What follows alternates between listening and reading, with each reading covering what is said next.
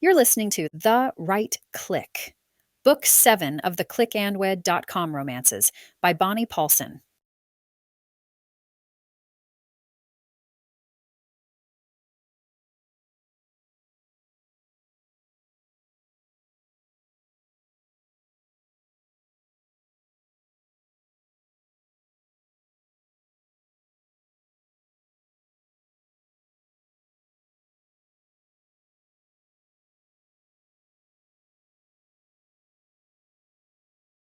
The Matchmaker and Her Enemy. There's another man out to steal her heart. Colin is the successful creator and owner of the controversial clickandwed.com matchmaking website. She wants to move into the international market, but competition and loneliness thwart her plans. She needs a silent partner to back her ventures. Silent being the operative term. Jaxon Stint has money and an interest in clickandwed.com. His good friends met through clickandwed.com and were the epitome of happiness. Jaxon wants happiness and a chance at investing in something worthwhile. Unfortunately for Colin, Jaxon is anything but silent, and he has opinions about both the business and Colin's refusal to consider love again. If Jaxon gets his way, he'll get Colin as more than a partner. If Colin wins, they both lose. Chapter 1. See Olin. I jerked awake, gasping for air with tears streaming down my face. Anchoring myself, I focused on the softness of my sheets and the cool air puffing in and out of my mouth. Why? Why couldn't I escape the darkness of the pain? Just when I was busy enough to think I was covered and could let down my guard, the nightmares came, or a reminder blipped up somewhere in my day. I was so ready to be over my grief. Reaching up, I rubbed my eyes. I was tired. I needed sleep. Constant insomnia wasn't good for anyone. One of the first steps in grief was accepting the truth. I had no problem accepting my reality. None. Matthias was dead. He was gone. I accepted the loss. It didn't matter how many times I cried, begged the universe, turned to my left to find him, or even called his phone number. He wasn't coming back. There was nothing I could do to change my past. After years of being alone, I had finally accepted that living single was my fate. I couldn't handle that. Then why did the nightmares continue to plague me? Why did Matthias look at me with his upper body lying in my arms and ask when I was going to be happy? I was happy. My schedule didn't allow for anything else. A fine layer of perspiration cooled my skin. I slumped back on my nest of pillows and pulled the comforter up to my chest. Try as I might, I couldn't avoid recapping what I could remember of the dream. Where there were holes in the nightmare, my memories filled in. Matthias in my arms, taking his last breath and staring over my shoulder after asking me why I wasn't happy. Except that's not what he'd asked me then. In both real life and in my dream, though, he'd left me. Why had he left me? I hadn't even had a scratch or whiplash. Nothing. Why couldn't I have been the one to go? Nothing was fair about the last time I'd seen him. Even then, when he died in my arms, I'd been astounded at the depth to his blue eyes. If I hadn't called him, if we hadn't been fighting, we wouldn't be apart. My breathing didn't slow enough to fall back to sleep. Pushing my long brown hair behind me, I shoved myself from the bed, which was entirely too big for just one person. Size didn't matter when I tossed and turned. Nothing was big enough. Glancing at the clock on the wall, I groaned. It was only 3 a.m. Carlyle wouldn't be on his way to the office for another handful of hours. As my assistant, he was used to my erratic hours, but I never expected him to keep pace. The man had his own life and a new bride to keep happy. A happy office manager was a kept office manager, or something like that. I grabbed my laptop and cuddled on the couch with a leg throw and a cup of tea. The sun would come up over the hill in a couple hours, and I would get to face the day. Alone. My computer booted up. I rolled my head on my shoulders and closed my eyes as my naturally tense muscles fought against my attempts to relax. Even the simple decorating of my house wasn't enough to calm me. After checking some work, I'd head out for a run. Maybe the cool spring air would snap me from my funk. Sighing, I typed in my password and pulled up my email. My inbox was perpetually full, but I'd filtered enough things that the important messages got to the top of the inbox list. An email from the clickandwed.com members app. The subject read, an update. I loved updates, especially from past couples my website matched. This one was from Rachel and Logan. The two were my first clickandwed.com matched couple. I'd paired numerous couples before, even an aunt and uncle who were stuck in their own dating drama and couldn't unstick from the barroom meetups.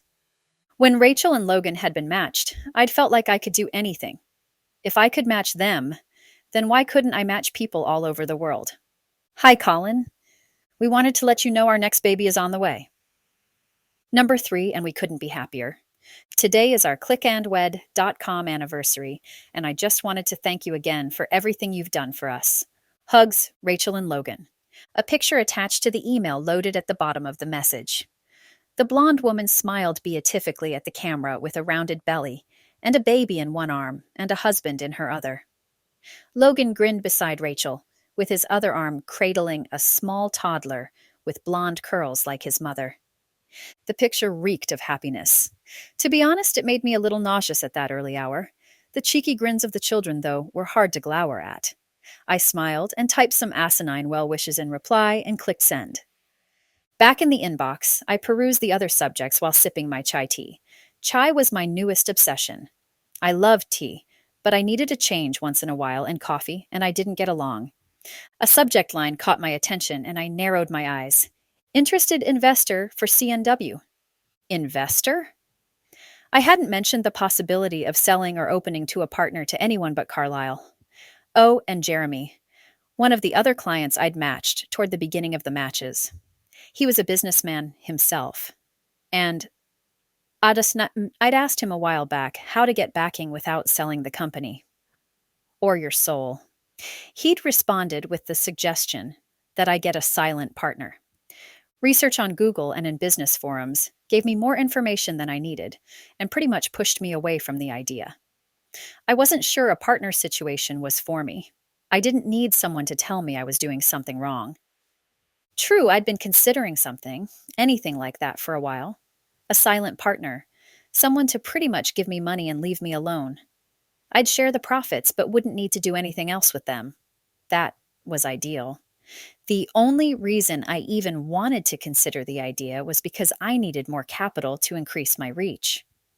Spreading clickandwed.com around the world was my biggest dream, one of the only ones that didn't wake me in a cold sweat. I opened the email, curious to see what the possible investor had to say. If he'd heard I was interested, it had to have been from Jeremy. Probably a friend of his. Mr. Davies. I snorted. Nope. Mr. That was funny and made it hard to take the interest seriously. I got the confusion a lot. My dad decided a boy name would help me in life. Give me an edge. My mother had dressed me in more pinks than possible to make sure I knew I was a girl. I didn't have any problems remembering I was girl, but she apparently thought I was in danger of forgetting my gender. A mutual friend suggested I reach out to inquire about a possible investment opportunity. Jeremy Akers is a colleague, and he speaks very highly about your platform and the services. I can be in your neck of the woods this weekend if you'd be available for a consultation and some questions.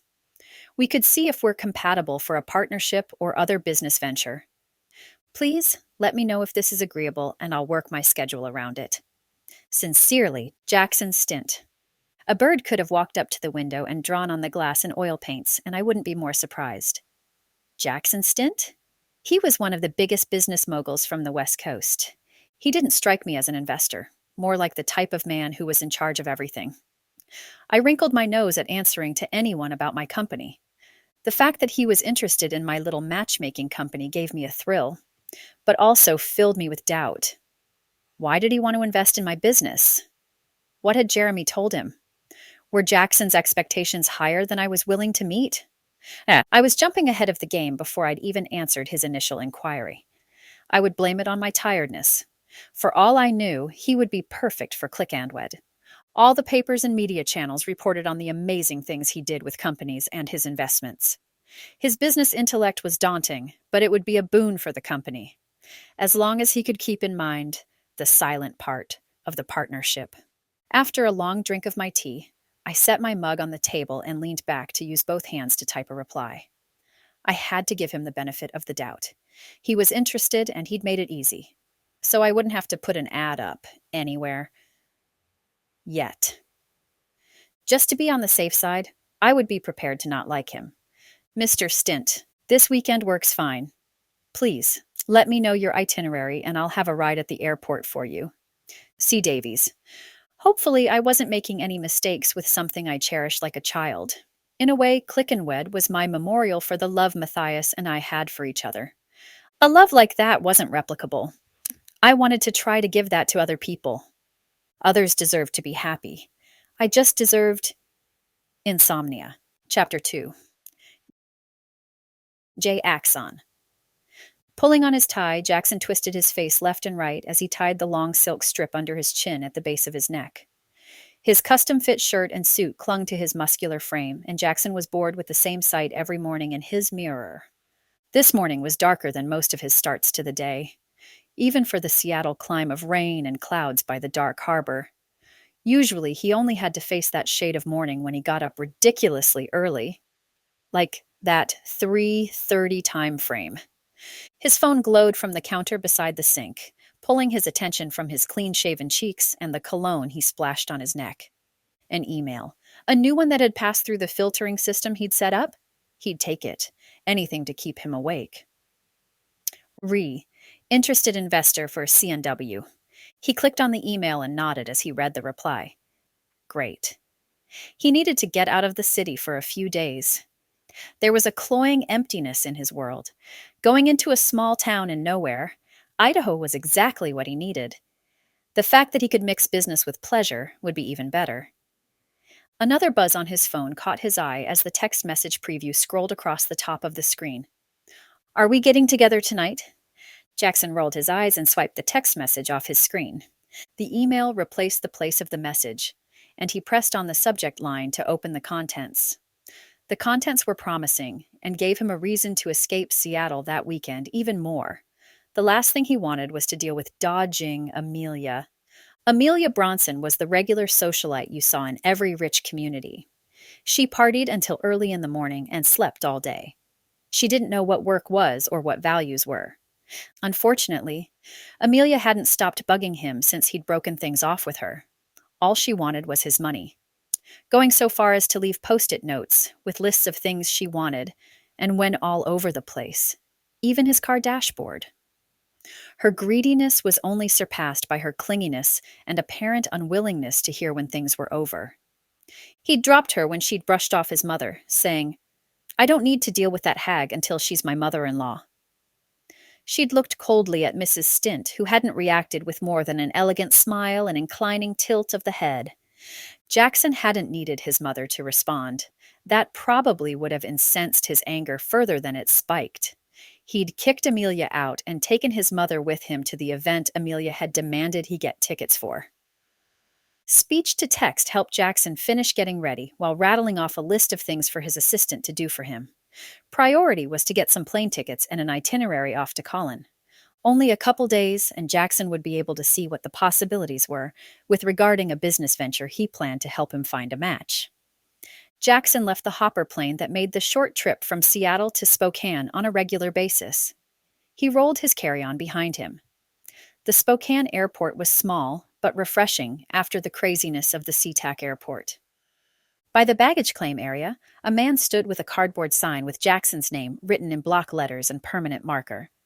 The man was well-built and had a rough look about him that was offset by the business casual clothing he wore and his pleasant smile. Jaxon approached him, waving as he shifted his carry-on to the other hand. Hey, Colin. I'm Jaxon Stint. Thanks for picking me up.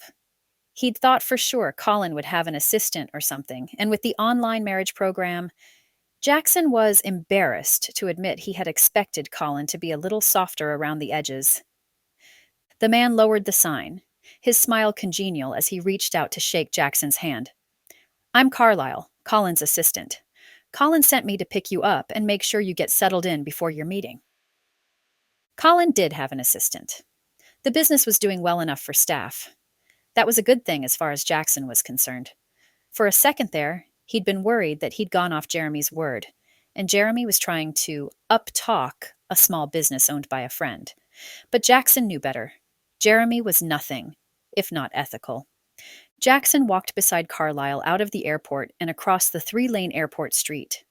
In the parking garage, Carlisle led the way to a sporty little ride Jaxon would never have the guts to drive around Seattle. Anything over there ran the risk of getting flattened, especially that small. He climbed in the passenger side, surprised that the Jetta was more spacious inside than it appeared from the outside. As they got on the road, Carlisle leaned toward Jaxon. Have you ever used the Click and Wed program?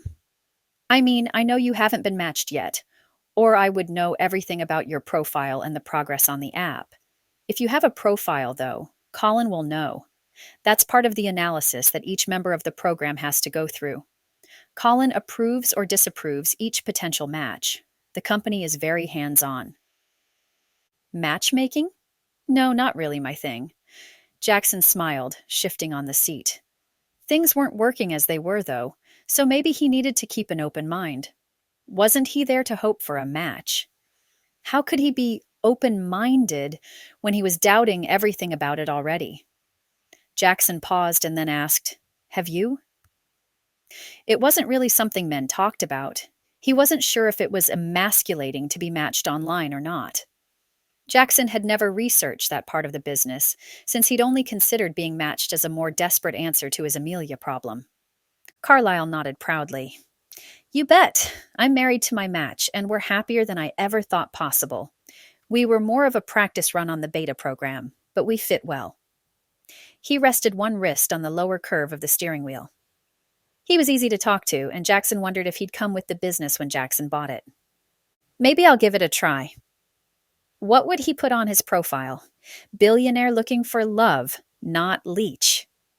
The more Jaxon considered the possibility of actually being matched with Click and Wed, the more he realized he needed the program for more than a business venture. There were a lot of possibilities. All Jaxon knew was that he had a lot of plans both business-wise and romantically. If Click and Wed was going to have a role in his future, he needed to take over the company as soon as possible. Chapter 3. See Olin. I yawned pitifully from behind my hand, closing my eyes at the intensity of my fatigue. Thank goodness, Carlisle had gone to get Jaxon. I was too tired from the last few nights of restlessness. Tossing and turning on a bed, I swore, hated me. Plus, I was more than a little nervous to meet Jaxon. I'd looked him up multiple times since our early morning emailing, and, being honest with myself, I could admit that he was an extremely attractive man with bright eyes and strong features. He wore his facial hair short and close to his skin, which only set off the angles of his face.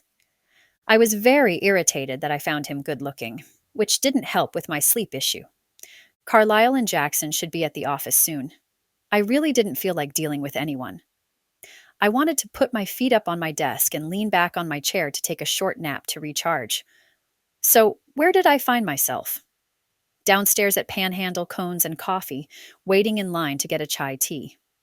I needed something stronger than that, but I still had a meeting with Jaxon to get through. A delicious lemon and spice scent came off the man in front of me. I leaned forward to catch a whiff that would last longer than every few seconds. With his aroma and the dark, custom-cut suit he wore, the man had money. Not rare in Sandpoint, Idaho, but not common in the little coffee and ice cream shop in the middle of a Friday afternoon.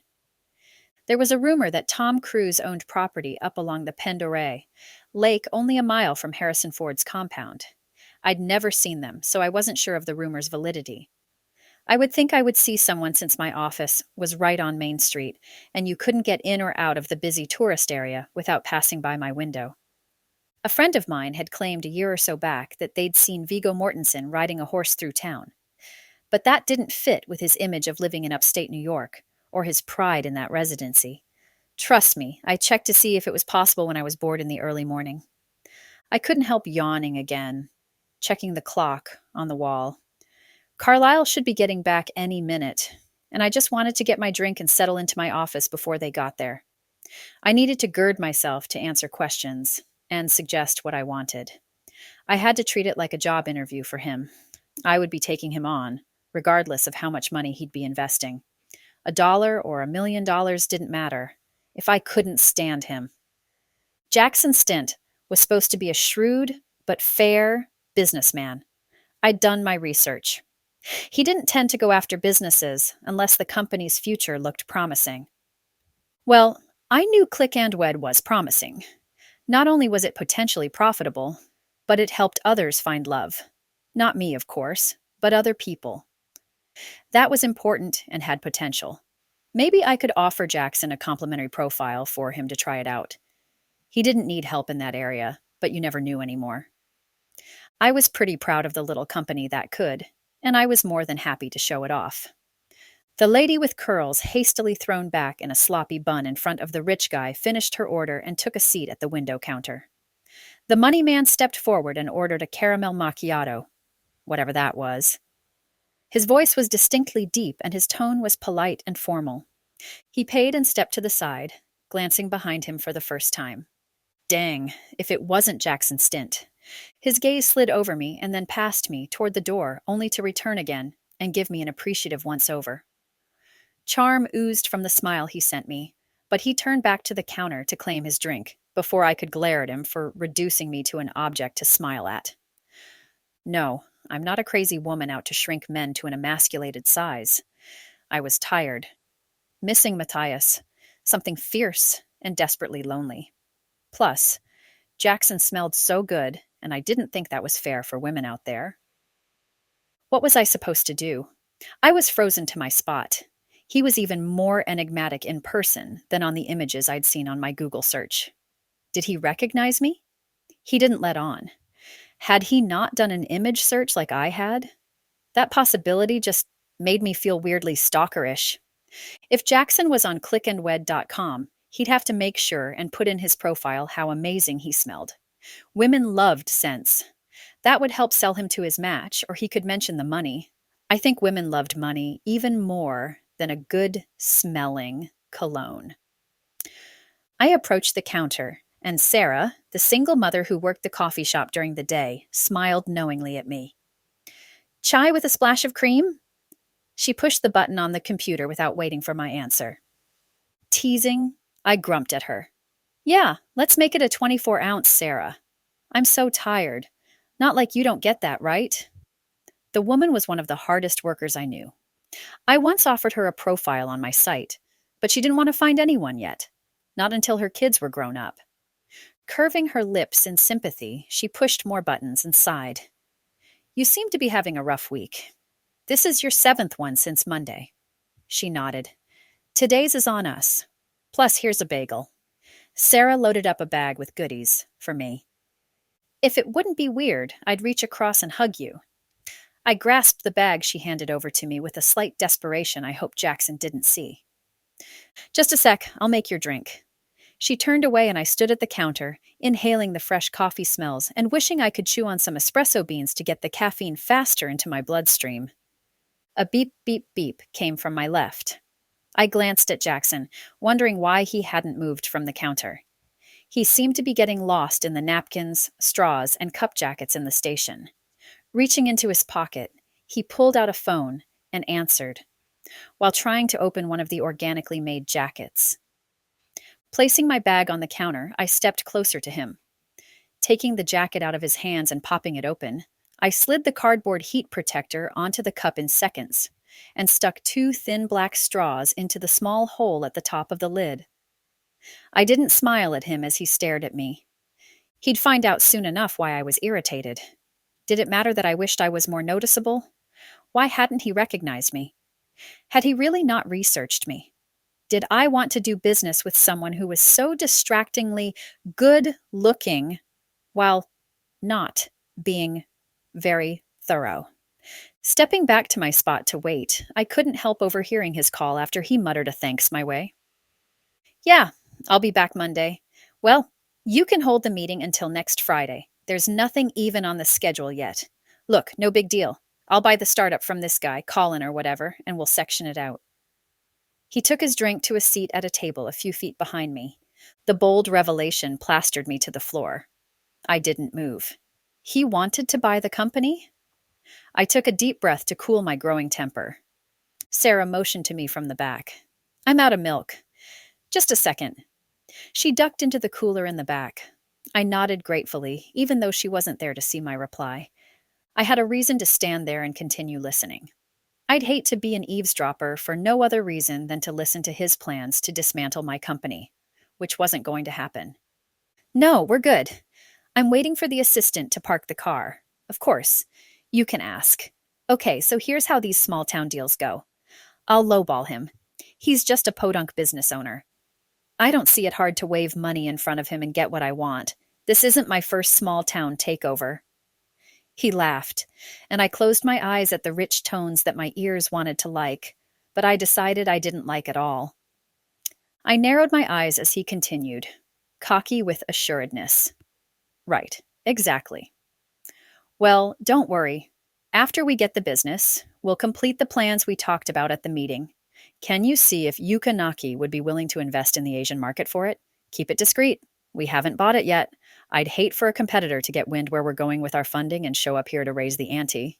Yeah, okay. Fuming, I smiled tightly at Sarah as she returned and finished my drink. She quirked her eyebrow my way and mouthed, You okay? I nodded, gesturing over my shoulder. Tourists! And rolled my eyes. She pursed her lips together and nodded knowingly. They pay the bills, but some days I want to throw their orders on their heads. She laughed and wiggled her fingers at me. I thanked her and inhaled the spicy deliciousness in my cup. I'd learned more in those few minutes than if I'd stayed upstairs researching my long-lost investor. I wasn't podunk, I wasn't stupid, and, most importantly, I wasn't a man. Poor Jaxon would have to rearrange his very specific and biased thought process. I couldn't wait to help him do just that. Chapter 4.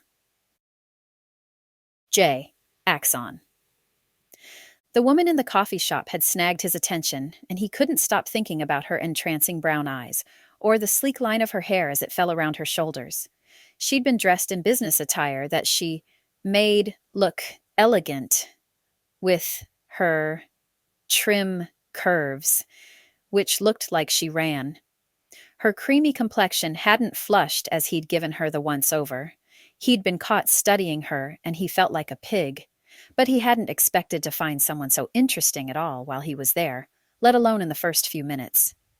When she'd wordlessly taken over and helped him with the cup issue and then returned to her order, he'd been momentarily speechless. Her movements were brisk and to the point.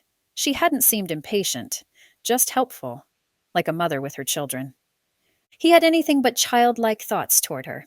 She hadn't turned to acknowledge him as he talked into the phone, watching her as he spoke. True, he'd even raised his voice a little bit to make himself sound more autonomous to her.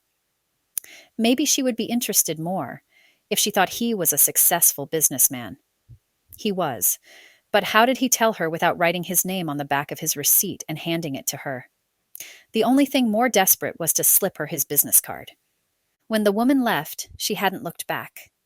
Could she feel his gaze on her? He hadn't taken his eyes off her. He was looking for someone to marry, someone to help him drive out the loneliness. But everyone wanted something from him.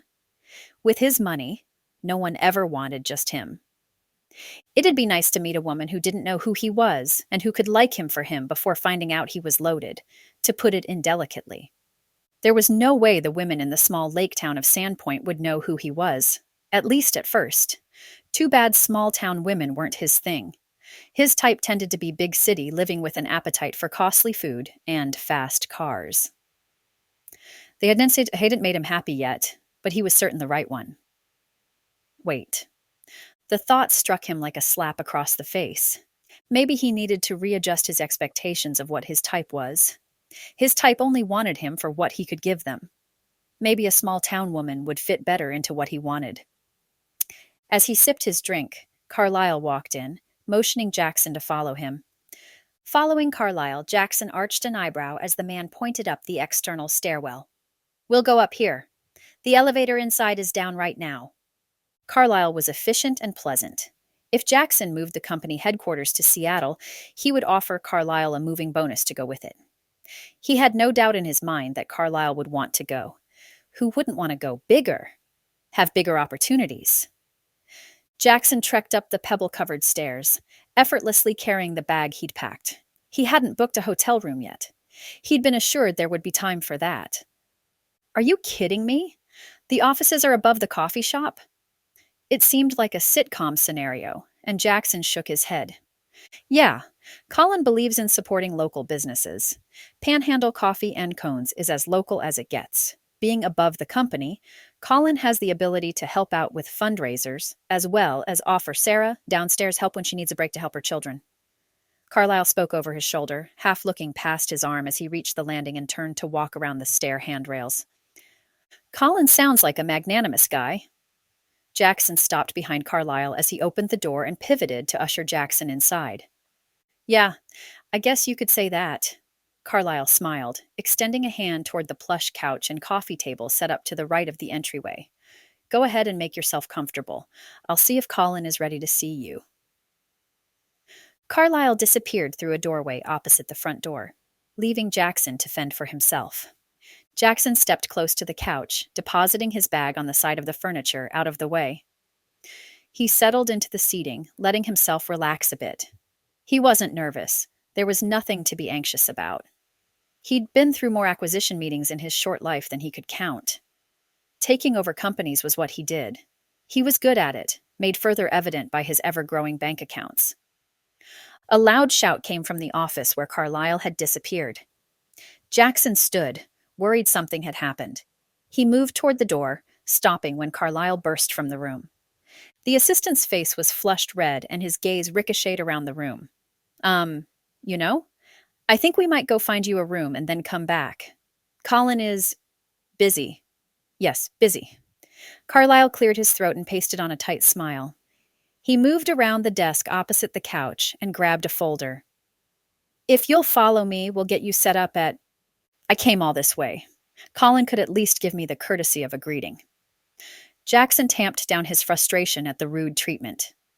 He stepped forward before Carlyle could stop him and pushed open the door. He jerked to a stop. The office was feminine in design with soft blues and pinks, complementing each other in the various accessories. The walls were devoid of art so as not to compete with the view. Out the large window of the street below, and the huge ski mountain outside. The colors were vibrant and surprisingly more comfortable than Jackson would have assumed possible. The main chair at the desk faced away from him, and he couldn't see the occupant, but the chair swiveled slightly from side to side, as if the person in the seat were irritated. A woman's voice reached him from the seat. Carlyle, I'm not kidding. I'll deal with that boorish brute later. Right now is not the best time, if we want him to return to Seattle alive. Her tone was tightly controlled but melodic. Amused and angry at the same time, Jackson folded his arms and leaned against the wall. He narrowed his eyes. The boorish brute would like to at least be introduced. Why was there a woman inside Colin's office? Jackson was struggling putting the pieces together. He wasn't usually so obtuse, but the situation didn't make sense. The chair turned around, revealing not just any woman, but the woman from downstairs. Her brown eyes narrowed as she studied him. I'm Colin Davies. I wish I could tell you it was nice meeting you. Jaxon Stint. Her delicate but determined chin came up and she stood, bracing her hands on the desk. Well, I won't lie. This actually works out well.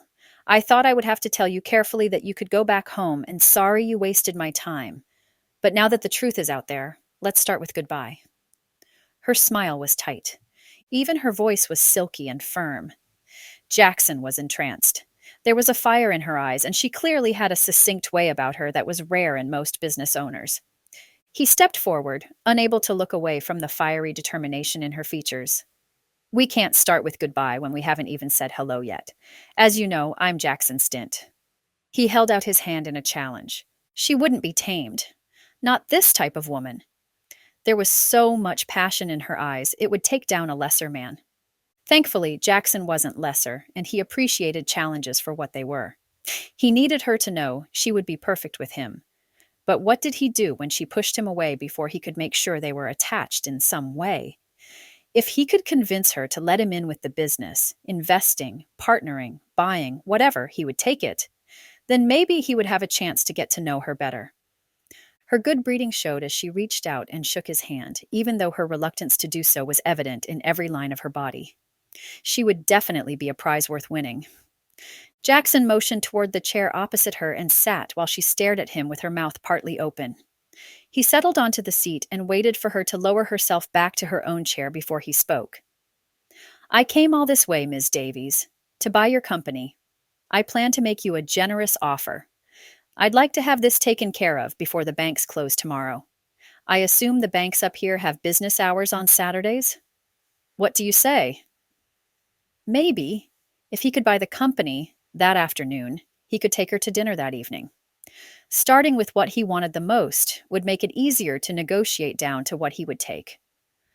Colin laughed, a genuine sound filled with ironic humor. Her smile ensnared Jaxon.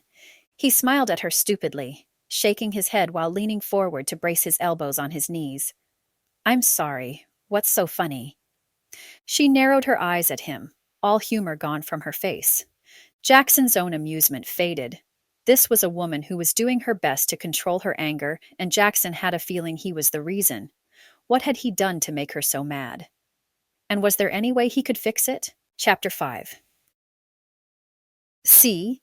Olin. Jaxon was gorgeous and pompous, and not necessarily in that order. I could barely hold my ire in. In fact, I was surprised I did as well as I did. In person, he was even more charming than he was on the computer screen, something I'd already gotten a taste of in the coffee shop.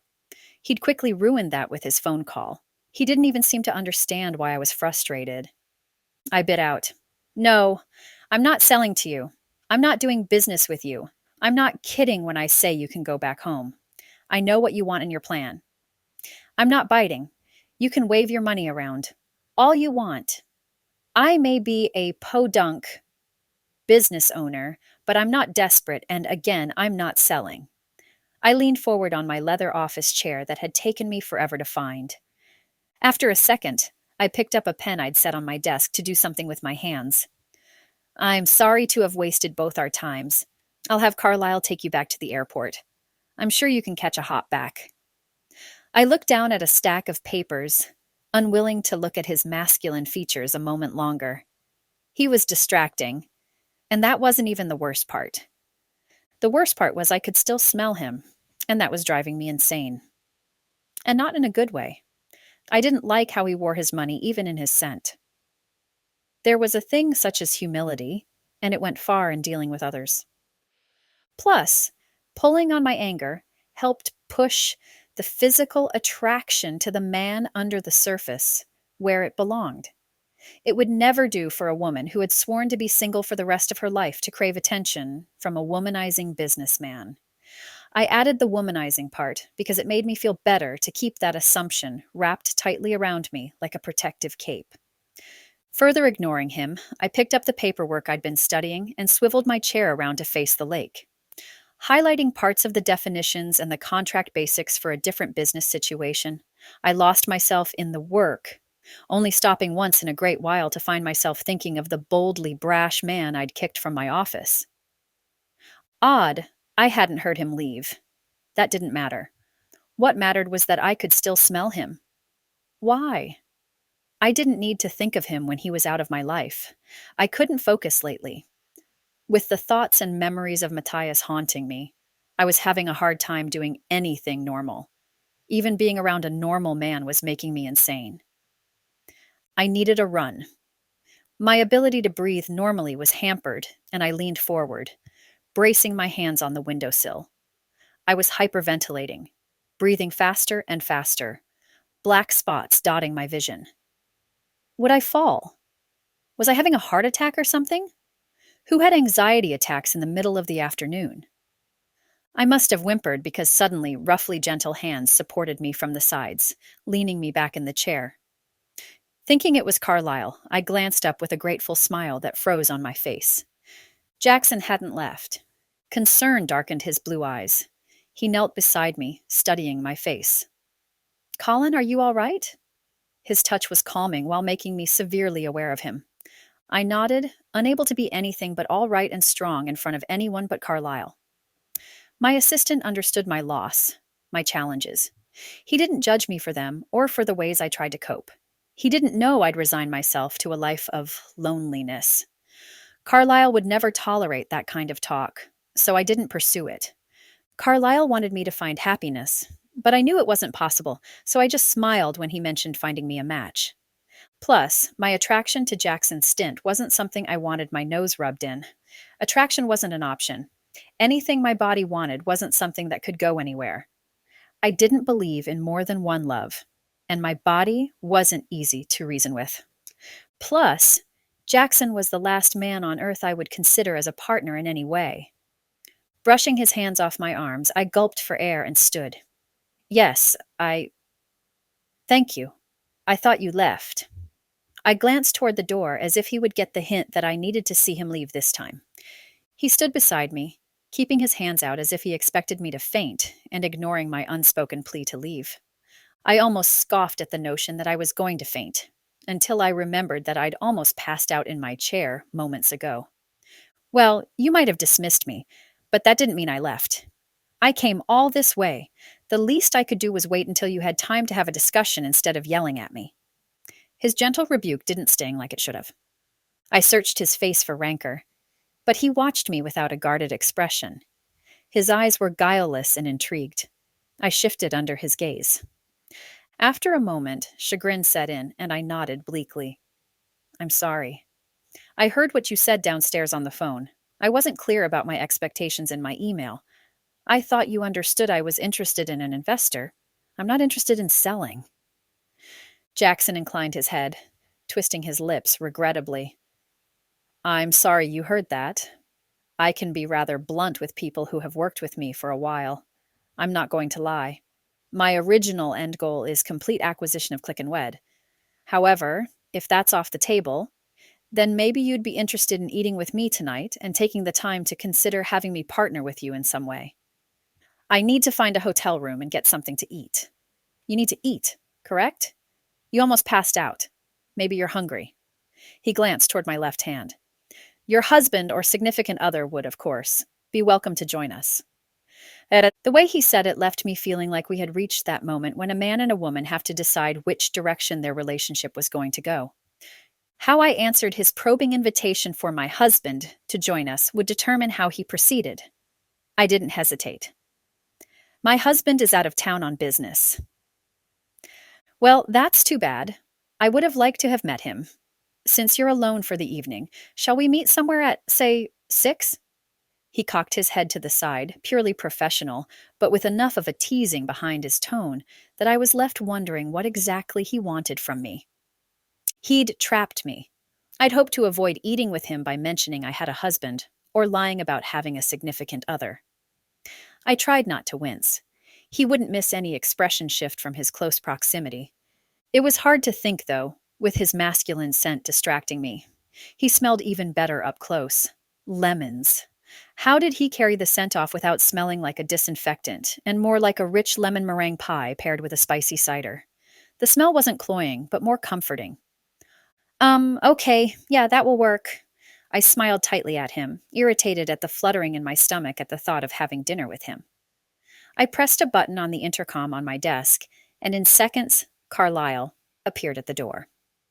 Turning from Jaxon, while trying not to appear even ruder, I smiled at Carlisle. I need to go for a run.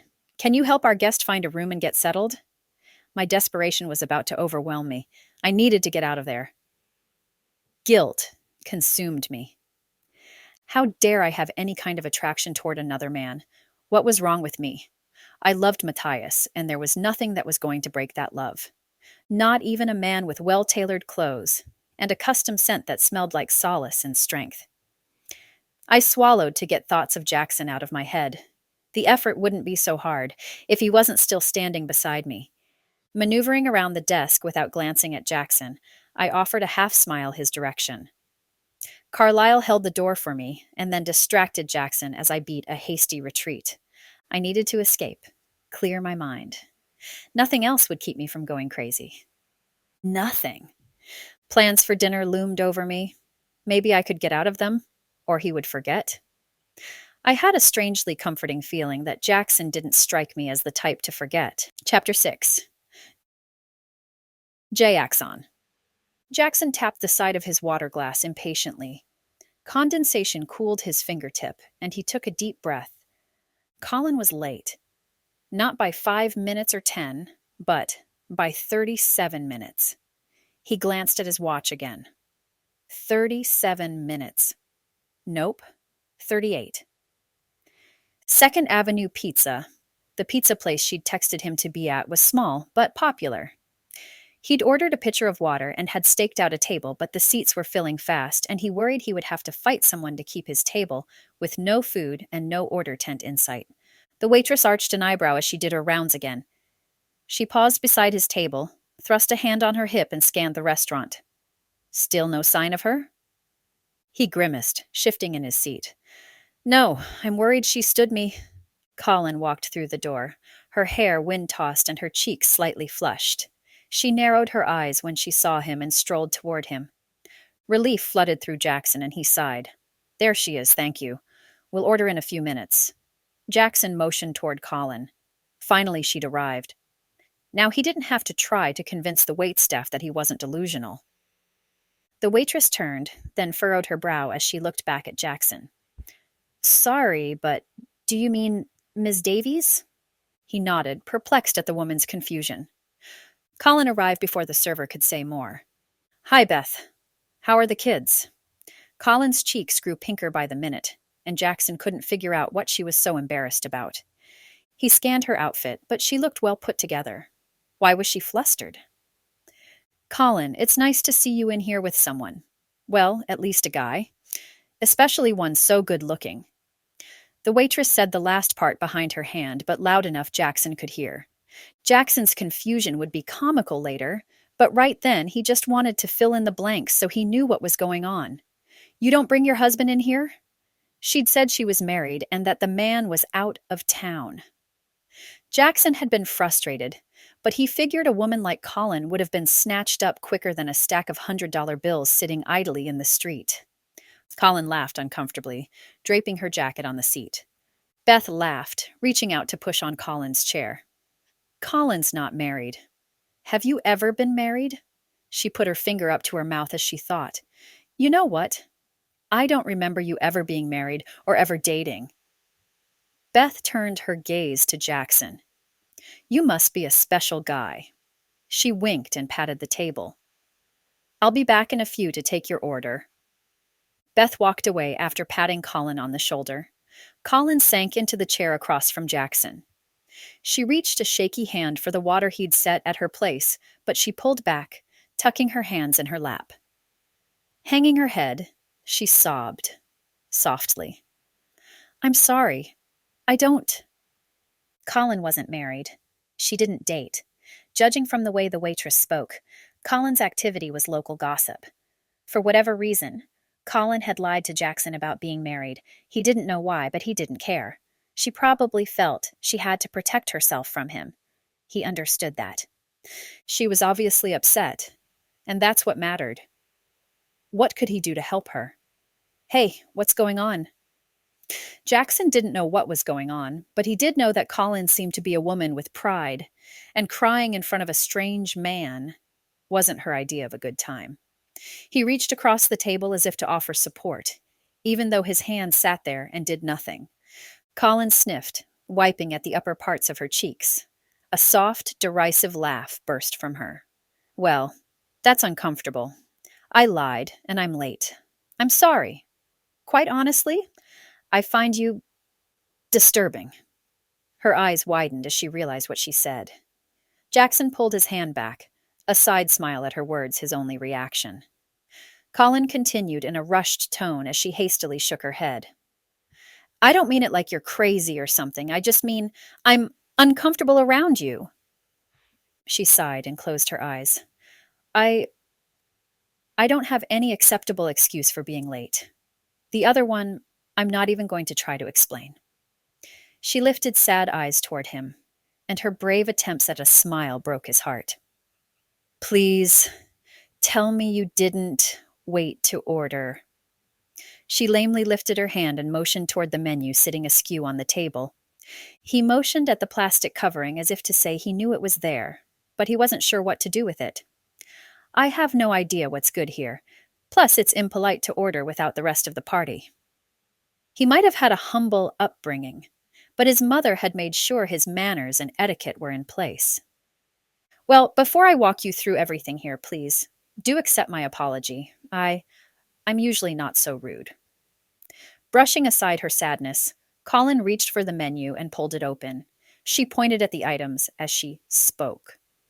Okay, so if you like meat, the jukebox? Amazing. It's 7 pounds of pizza and worth every calorie. My favorite is the garden pizza, but I adore vegetables. Do you like Hawaiian?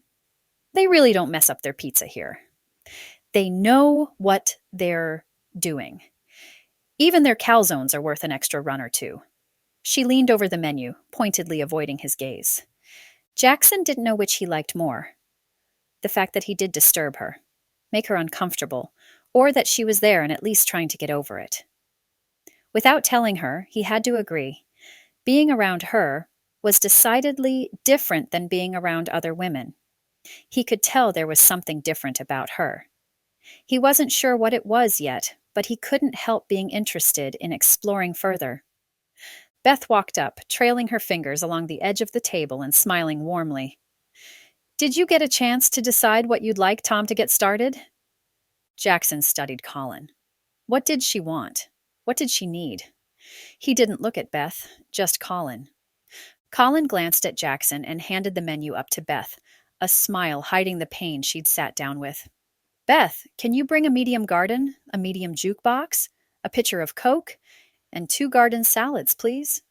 Put it on my tab and let Tom know I said hi. Oh, and extra sauce too?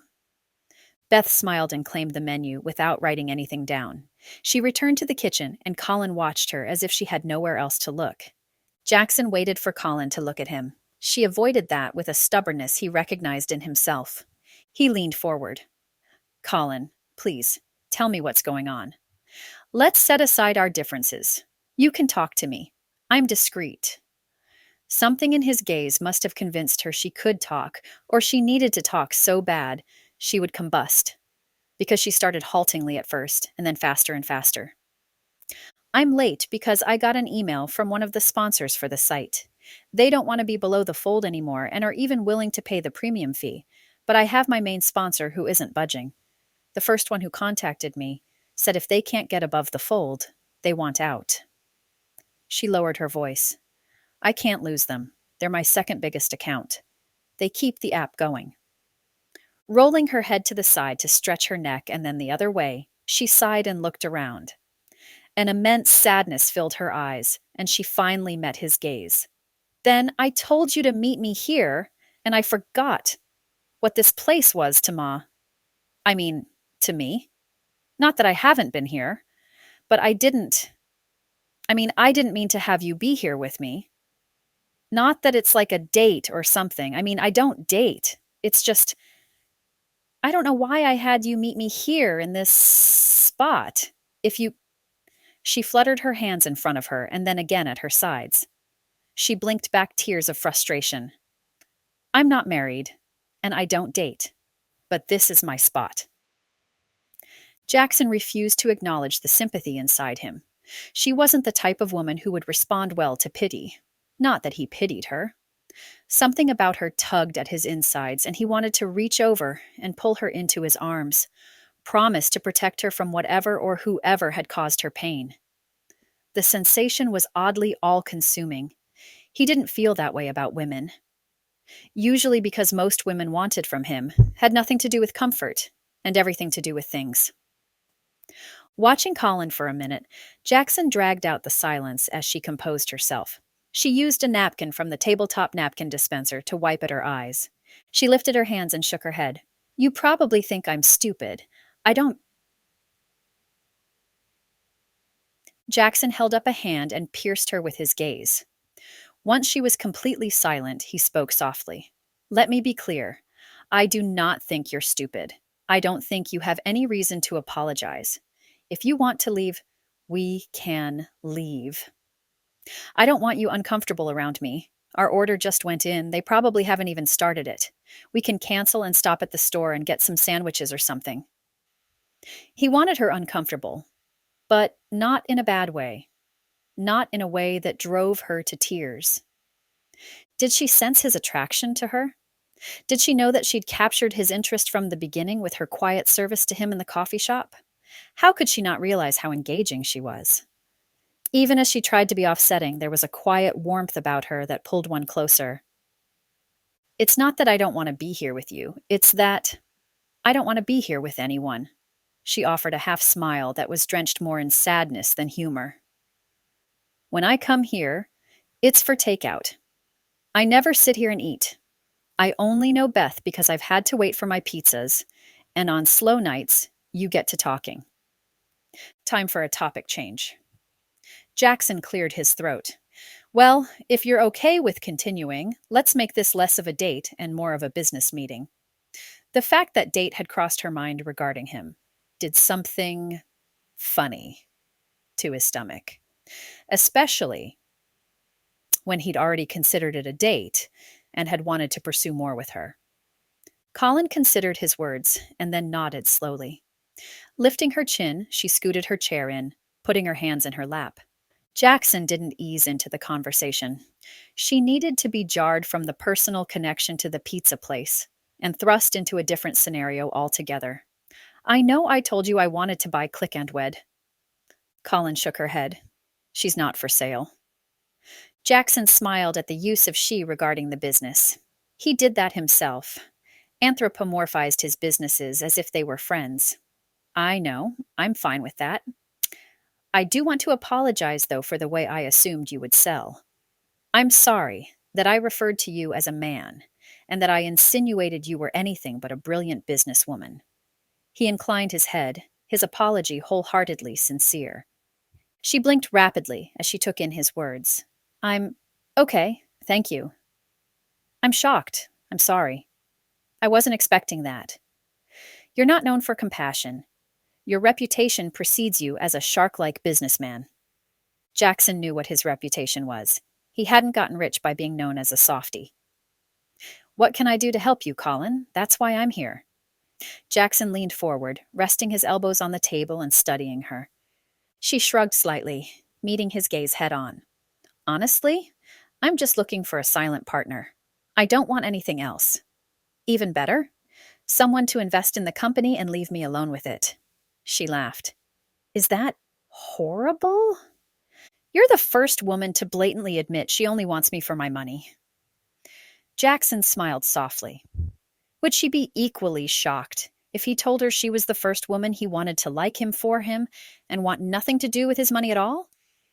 He could tell her, boldly, right there, that he was interested and that she had just become his reason for existence. He didn't love her, of course. He didn't know her. But getting her to see him as a potential possibility for the future was something he determined would take perseverance, much like a business he wanted to acquire. Too bad he couldn't write that into a contract. Colin tilted her head to the side. Nah, there's got to be more to you than just dollar signs. I'm sure you have plenty of women lining up to date you, money or not. The tender moment between them was interrupted by the waitress showing up with the pitcher and glasses. She set plates down with forks and an order number on a small plastic tent on the edge of the table. Well, you might want me for something else. Jaxon wiggled his eyebrows as Beth walked away. Colin laughed and poured a drink. Number sorry, but I really do only want you for your money. Her laugh was genuine, and Jaxon had to snap himself out of the trance and stop staring at her. He sat back, trying not to feel challenged, but willing to step up and see just how far he could push her. You're really not attracted to me. He didn't believe it was possible, not when he was as attracted to her as he was. He narrowed his eyes and grinned. Come on, Colin. You have to admit that you're almost completely in love with me already. He winked. Smirking, Colin took the napkin in her hands and twisted it. Glancing up at Jaxon, she tilted her head the other way. I've been in love, Jaxon. I've been in love with my whole soul. There's not enough money to replace that. I don't believe in second changes, and I've already had my happiness. Jaxon moved forward as if to argue her point, and Colin arched an eyebrow and held up her hand.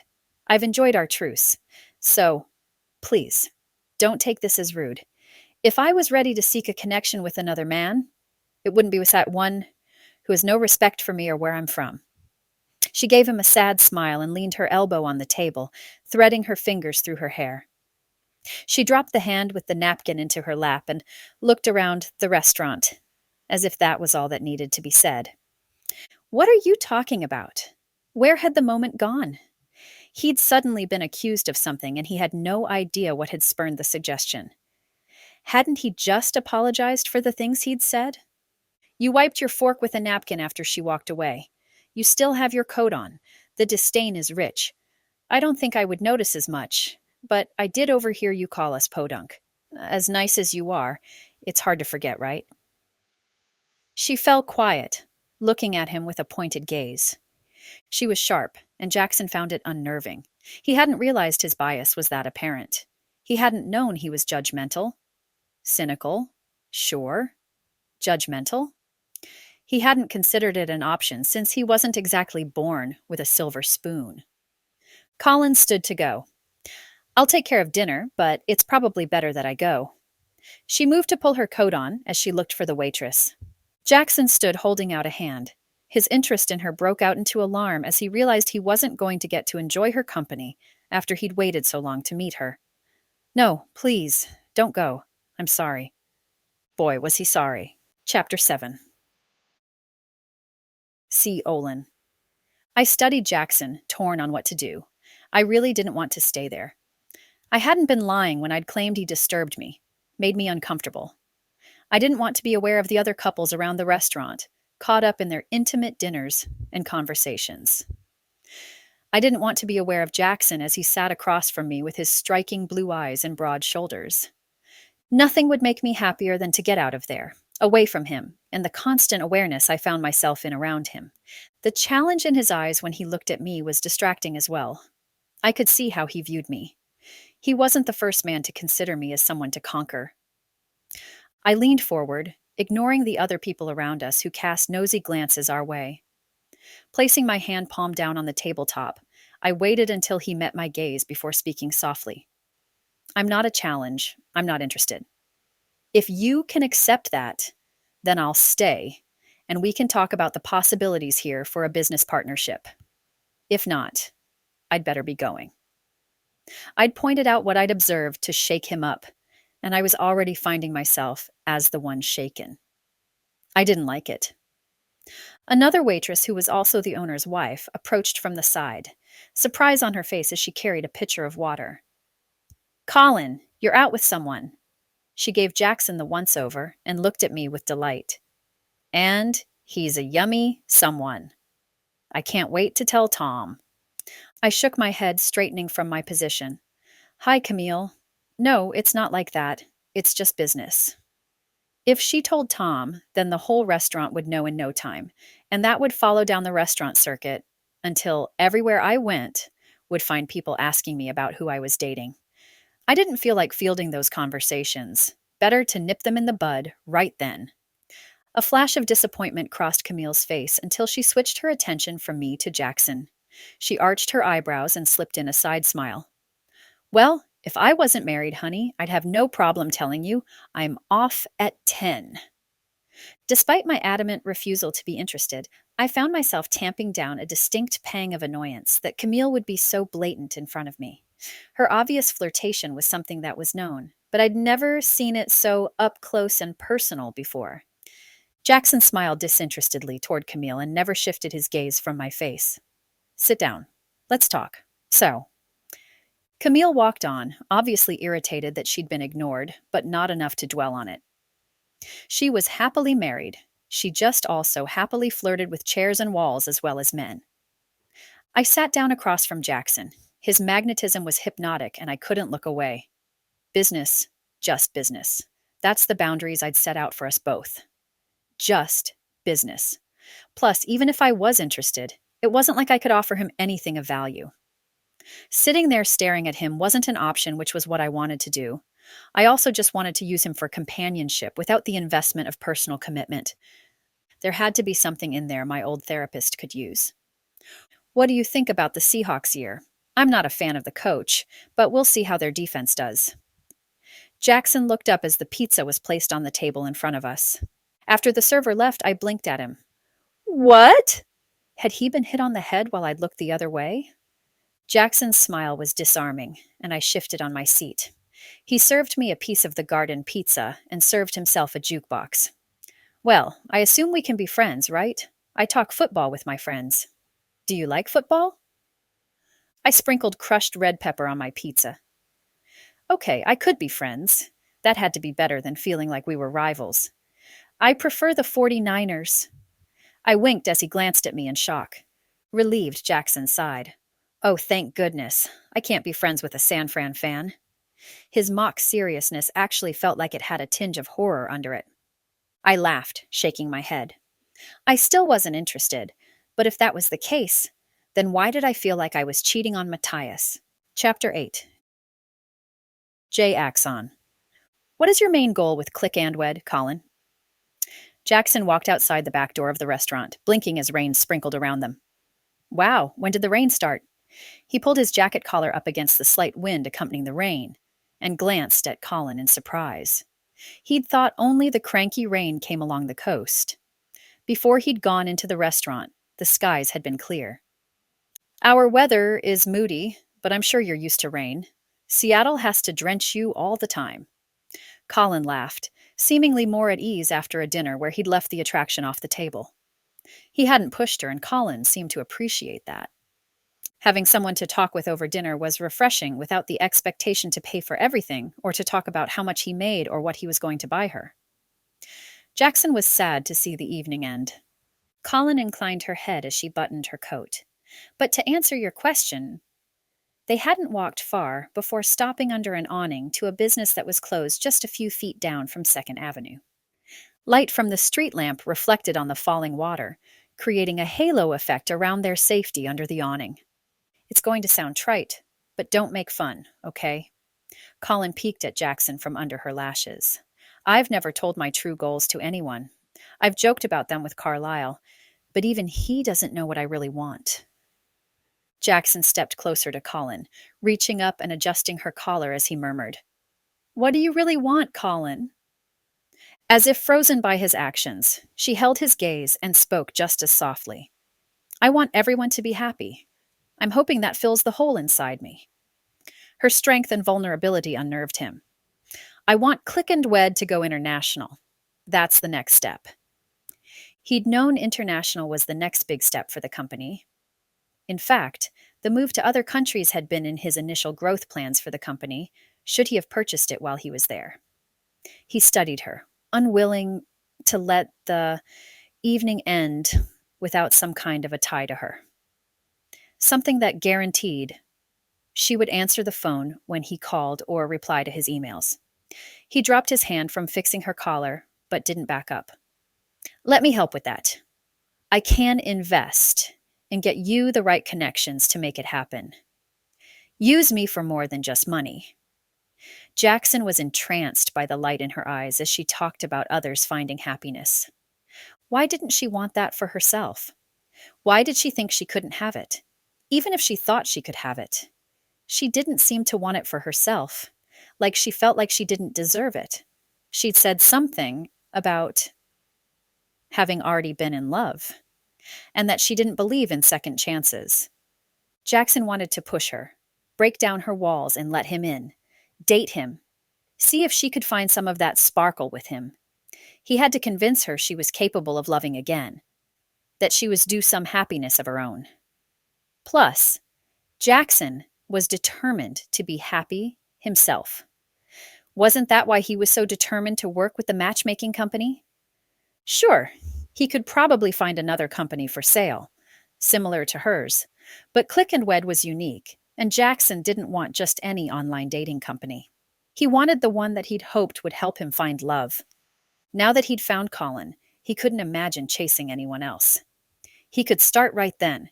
He could push her, make her acknowledge her attraction to him. But something stopped him. There was a brokenness behind her hope for others. She'd said she was in love before, a whole soul love. She didn't believe in second chances. That was the root for what held her back from anything with Jaxon. If Jaxon could get to the bottom of whatever had crushed her heart, Jaxon might have a chance to make things work with her, or at least get a shot at seeing if there was anything they were pursuing. Had the man cheated on her or something? Colin studied him, finally breaking through the silence and asking, "You would do that? Your goal was to buy the business, but you're willing to put aside your goal to help me. Why?" She narrowed her eyes with suspicion, tucking her hands into the large side pockets of her coat. "Don't ask why. Just let me do it. Give me a chance."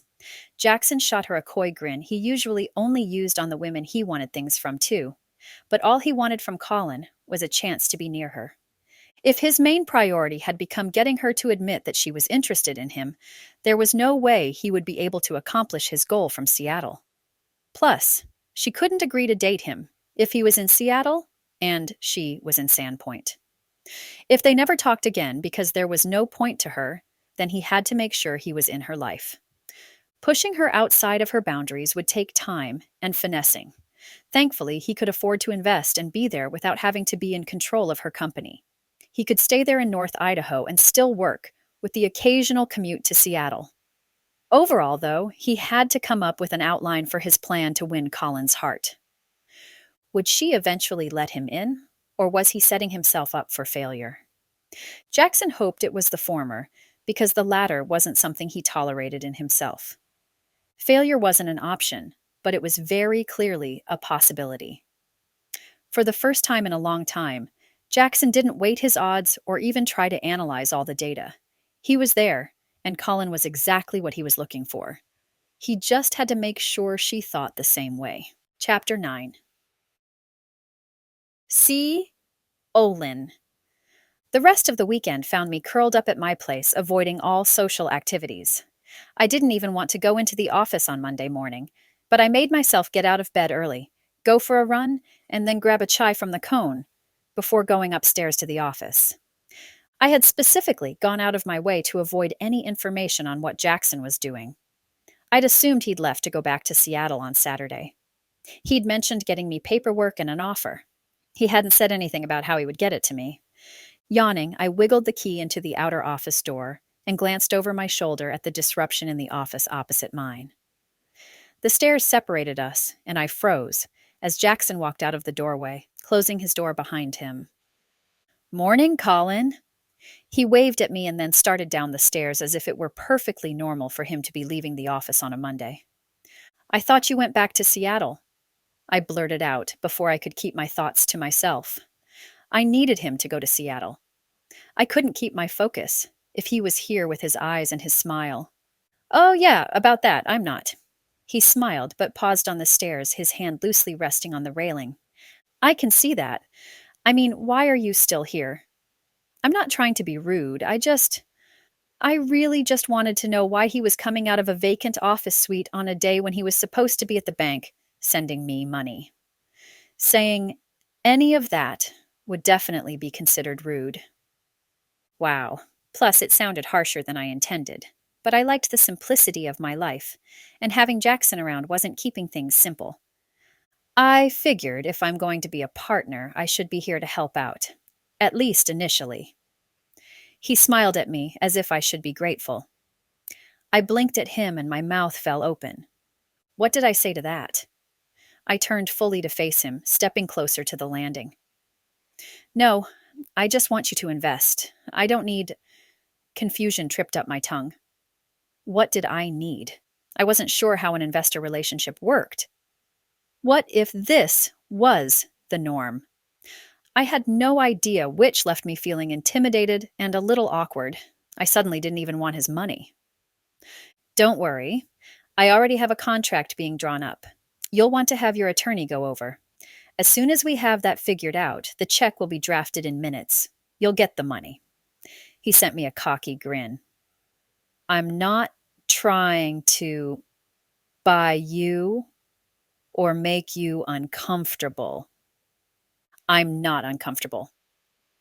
I had to get that in, even though the assertion wasn't necessary. "Okay, well, if you're not uncomfortable, then that's good." He moved up to the top of the stairs, leaving the railing between us and not much space. I didn't move back, even as he was too close, because I'd just declared that I wasn't uncomfortable.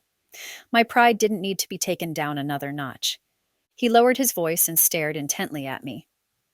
I don't want to bug you, Colin. I really just want to make sure I'm available. Plus, there are some things we need to discuss regarding how the international market will work, and some ideas I had to smooth those issues out. He reached out and patted my shoulder, the gesture seemingly platonic, but the touch sent a shiver through me. What if my resolve wouldn't survive his presence? I'd been alone for so long, my starved affections might not do well around him. If I wasn't careful, he'd worm his way under my guard, and I couldn't emotionally afford that. I nodded mutely and turned back to my office, then lifted a finger and turned back to him. Why not just use my offices? If he was going to be working with Click and Wed, then it made sense to work in the same space we did. No reason to waste resources. The thought of spending that much time together was more than a little discomfiting, and I wished I could take back the suggestion. He jerked his thumb over his shoulder toward the office he'd rented. This one has an attached apartment. I don't mind using the motel, but for roughly the same price. I can do this one, and everything is right here. He smiled at me, tucking a hand into a pant pocket. How long are you staying? I wasn't trying to be rude, but I had a feeling my state of mind depended on a goal date. Like, if I could make it until this day, then I could do it. Something in his gaze shortened the distance between us. As long as it takes. What was that in his voice? A challenge? A promise? I nodded tightly and rushed into my office, fleeing all the way back to the inner office I considered my home away from home. I flopped into my chair and stared morosely at the glossy surface of my desk. The silent partner investor plan I'd had wasn't going over quite as I'd expected. There was more at risk than losing control of my company. What was I getting myself into, and was there any way to get out? Chapter 10. Jaxon. Jaxon smiled as he returned to his office apartment from getting breakfast at the place downstairs. He had to admit the proximity was handy. Colin fought the attraction between them, but why? Jaxon didn't really believe her adamant declaration that she'd already had a love that she couldn't recover from. There was no such thing as being hurt that badly. He'd been in relationships where the betrayal had cut clear to the bone, but he'd recovered. Sure, he'd been more jaded, and he'd failed to give his heart away completely the next time, but he'd still recovered. He wasn't diminishing what she'd gone through, but he had a hard time believing any one person could so completely destroy another. What was holding Colin back when her business was all about promising happy endings to her clients? If nothing else, she should be happy and married to support her brand, or at least look like it to the outside world. Not for the first time, Jaxon considered offering to be a fake husband to help Colin in that regard, but he couldn't bring himself to do it. No matter what, Jaxon wanted the opportunity to be happy. If that wasn't Colin, he didn't want to be married to her and never have the chance to find love. Ordering some office supplies, Jaxon expected his computers and other items to arrive by noon. He texted Colin, "Can I borrow Carlisle for a couple hours? I'll cover his pay." Jaxon thrummed his fingers on the kitchenette counter and waited for her reply. He wanted to use Carlisle, but he also wanted to open up the communication to see if she wanted to get together for lunch. Keeping those lines open was a huge part of his strategy to getting her favor. He was convinced it wouldn't take much to get her to consider him. His phone dinged. He had the sound up as loud as he could to make sure he didn't miss the text, even though he was staring at the phone and wouldn't miss it unless he'd suddenly gone blind. Colin is out for a lunch meeting. She doesn't take her phone. This is Carlisle. I'll be there in 5 minutes. Interesting. Colin went somewhere during lunch and didn't take her phone. Was it a daily thing or just that day? Carlisle had said, "doesn't take her phone," which sounded like it was a recurring thing. Jackson's curiosity was piqued, and he wasn't sure he had the right to ask. He didn't like that. Carlisle knocked on the office door, and Jaxon invited him in. He motioned around the inner rooms. The office equipment should be here any minute, and I wanted to know who to contact to get my computers programmed to fit the company's. The contract should be delivered this afternoon. Will Colin be back today to sign it or take it to an attorney? Jackson's curiosity had to be obvious, but he didn't care. The ends justified the means. She'll be back by 1 or 1:30. Carlyle stood just inside the door with a pad of paper and a pen. What can I do for you? His muscular frame didn't suit his life as an assistant. Jaxon knew there was a story there, but he didn't want to pry, at least until he knew the man more. It wasn't exactly something you said to another man. You don't fit your job. What's going on? Jaxon almost smiled at the thought. He considered Carlyle for a second. Maybe he could ingratiate himself with the man, or at least make him an ally. Acting like Carlyle could help him with Colin might be the fastest way to get what Jaxon wanted. Okay, first, let me get this out of the way. Jaxon folded his arms across his chest and leaned his hip against the counter. What's Colin's story? Is there something wrong with me? Or is she just generally disinterested in men?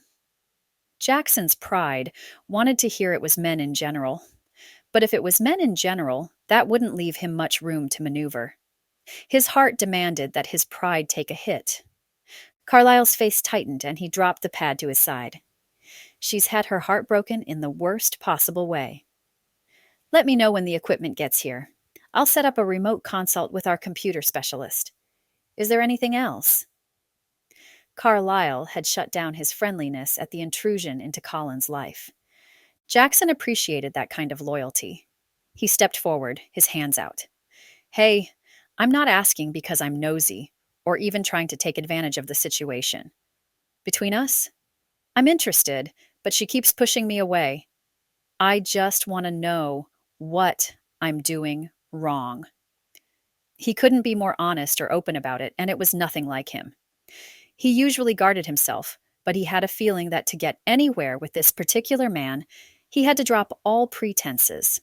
And Colin might be worth it. Carlyle gave Jaxon the once-over, and then spoke plainly. You're pushing her for something she doesn't think she can give again. She's not going to trust you with the pressure. She needs a friend first. Maybe it will go somewhere. Maybe it won't. But she's skittish. And understandably so. You're going to push her away by not giving her space. Carlyle didn't wait for Jaxon to respond. He ducked out of the office, leaving Jaxon there to wonder how else to get close to Colin if he didn't push. Chapter 11. C. Olin. Going over the contract with my attorney was fast and straightforward. Jaxon wasn't trying to tie me down, and he wasn't trying to claim any of the rights. He seemed to honestly want to help me and my company, which I appreciated after the rough tension between us. The tension. The strain crossed my mind more often than it should. Why couldn't I just brush it off? Even when I went for my walk, I didn't dwell on the past like I used to. Instead, I went over and over the conversations I'd had with Jaxon and searched for things I could have said or done differently. I even came up with things I could say in the future or resolve to do better at. Oddly enough, I came back to the office and glanced toward his office as if he might be in there and I might catch a glimpse. The contract had been a welcome distraction, and I ignored the fact that all it did was give me a reason to focus on Jaxon. I didn't need excuses, I needed resolutions. I returned the contract to my attorney for completion and typed a text to send to Jaxon. Papers signed. Congratulations, and welcome to Click and Wed. Next step, we need to get you matched. Haha. I stared at the words, a pit tight in the bottom of my stomach. What was the problem? That I'd signed the papers? That I sounded too excited to have him on board? Or that I was trying to get him to sign up and be matched? In case it was the latter, I hurriedly hit send and shook my head. I wasn't the jealous type. My phone dinged after a minute, and I furrowed my brow at his response. I will, if you will. What kind of a response was that? I leaned back in my office chair and stared at the phone. I didn't know what to say, and I suddenly regretted hitting send in the first place. Instead of working on anything productive since getting the contract and sending it back, I pretty much stared at my phone, or caught myself checking it for a text. I might have even tried to come up with a reason to leave the office and see if Jaxon was in his office or getting ready to leave. Carlisle walked into my office, bringing in the vision board he'd been working with Jaxon on the last 2 days during lunch when I'd been out. The international flow looks great. I think he's captured the essence of the site. Maybe he should join, just to see who he'd be paired with. I jerked my gaze to Carlisle's face. Did he know about my text to Jaxon? Why would he say that? What if he knew about Jackson's challenge? I couldn't join Click and Wed for a variety of reasons. There it was again. The sick feeling in my stomach I recognized from when I sent my text telling him to sign up. For some reason, the thought of Jaxon being paired with anyone made my stomach ache. I brushed it off, holding out my hand to accept the boards. Flipping through them, I was glad I was sitting down. Jaxon had captured exactly what I'd been trying to convey to Shandy. I didn't know how to describe the visa option or the conversion rates, and he'd fit it in nicely. Have you seen him since he got the office? Carlisle sat in the chair he'd seemed to pick as his. In fact, when he brought people into my office for meetings, he usually maneuvered them around in such a way that he always ended up in his chair. I twisted my lips to the side and set my hands on the top of the desk. Leaning forward, I narrowed my eyes. He brought me coffee yesterday. I winced at the possible teasing Carlisle would toss my way, but I needed a straightforward opinion, and Carlisle was nothing if not frank. Really? You hate coffee? Doesn't he know you're into chai right now? Carlisle winked at me. He folded his arms and watched me. Did you at least say thank you? Rolling my eyes, I sighed. Why would he know that or anything else about me? We don't know each other at all. How could we know each other? Every advance he made, I shut him down. He'd even shown up with Chinese to go and asked if I wanted to share lunch with him. My rejection of him had been less than graceful, as I'd been on my way out and shaken my head, ducking out for my daily appointment. He didn't know I needed my daily escape, more so now than before. He didn't need to know why I wasn't interested. He didn't need to know me. Chapter 12. Jaxon. Jaxon asked Carlisle to text him when he would be over every day at lunch. That way Jaxon knew what time Colin would leave, and he watched for a glimpse of her. Every day, he waited for the text from Carlisle, getting more and more distracted from his work as the time got closer. Just a glimpse. That's really all he wanted. He'd taken her coffee, then realized after he delivered it that she hadn't ordered coffee when he'd seen her at the shop and she might not like it. He'd been going over and over that in his mind. He felt out of his depth, and he wasn't sure he liked the complexity of the small-town woman. Because that's what she was. Complex. The simplicity of the women he usually dated had taken on an appeal he hadn't realized he'd miss. He knew what worked with them. Flash a little cash, offer fancy dinners and expensive presents, and they responded appropriately. Take Colin lunch, and Jaxon got the brush off. Her reactions were unexpected and confusing, and Jaxon wasn't sure what he was supposed to do next. He couldn't even attempt to be her friend with her guard up so high and tight around her. A text from Carlisle came in on Thursday. I won't be there today. I need to run some errands for Colin while she's out. I'll continue tomorrow.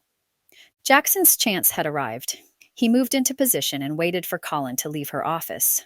She left promptly at 11:55, almost exactly 5 minutes after Carlisle's text. He rubbed his eye from squinting through the peephole set in the top center of the door. She glanced at his office like she knew he was watching her, even though there was no way she could see him. He'd checked to make sure no one could see inside. He reached for his light jacket and waited 10 seconds before pulling open the door. He had to know where she was going every day and why she didn't take her phone. With Carlisle busy, Jaxon had to take the opportunity presented to him. At the rate they were going, she'd never tell him anything. He had to ignore Carlisle's cautions and go after her. Descending the steps quietly, Jaxon followed Colin down Main Street. She crossed the street at the intersection, but Jaxon stayed on his side. He followed at a sedate pace, allowing her to get a little ahead of him.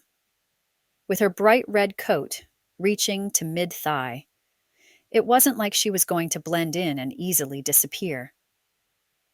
Jaxon tucked his hands in his jacket pockets, grateful he'd grabbed something to pull over his suit jacket.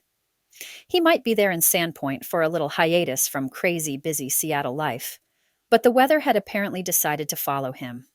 The rain had let up since the weekend, but the sun hid behind the clouds, leaving behind a blustery spring chill. Jaxon wasn't sure he liked. At least it wasn't constant rain like Seattle in the spring, in summer and fall. Okay, all the time. In Sandpoint, the rain fell straight down or even slight to the side with the wind. In Seattle, the rain had the audacity to come at from every angle, like even the ground tried getting in on the action. Colin's cherry red raincoat disappeared between some wrought iron gates that framed the distant view of a cloud spotted lake surface. Just beyond the lake's gray waters, the mountains towered over, clouds settling about the tops, like smoke hanging around an old man smoking a pipe. Habit's cemetery was welded into the archway above the entrance, and Jaxon walked through, slowing down in case he came upon Colin at one of the memorials or grave sites. Colin didn't stop at a grave, or take a seat on one of the benches. She continued walking, passing by each stone and marker without glancing their way like she'd seen them plenty of times, and didn't need to witness their existence again. Her pace didn't slow, and she kept her head down. The cemetery was just part of her path. What kind of a meeting was she going to? Different scenarios scuttled through Jaxon's mind as he considered what she could be up to. As much as he didn't want to consider it, he had to admit that the situation warranted that of a drug deal. Was she a dealer? Maybe she used click and wed as a front. It wasn't as far out of left field as most people would assume. In Seattle, activities like that were more common, and Jaxon knew a few people who claimed that small towns had a bigger drug problem than most large cities. Jaxon would have to discontinue his association with Click and Wed, if that was the case. He was publicly against drugs and other mind-altering substances, and it wouldn't help his brand to be caught up in it. Disappointment slowed his pace even further.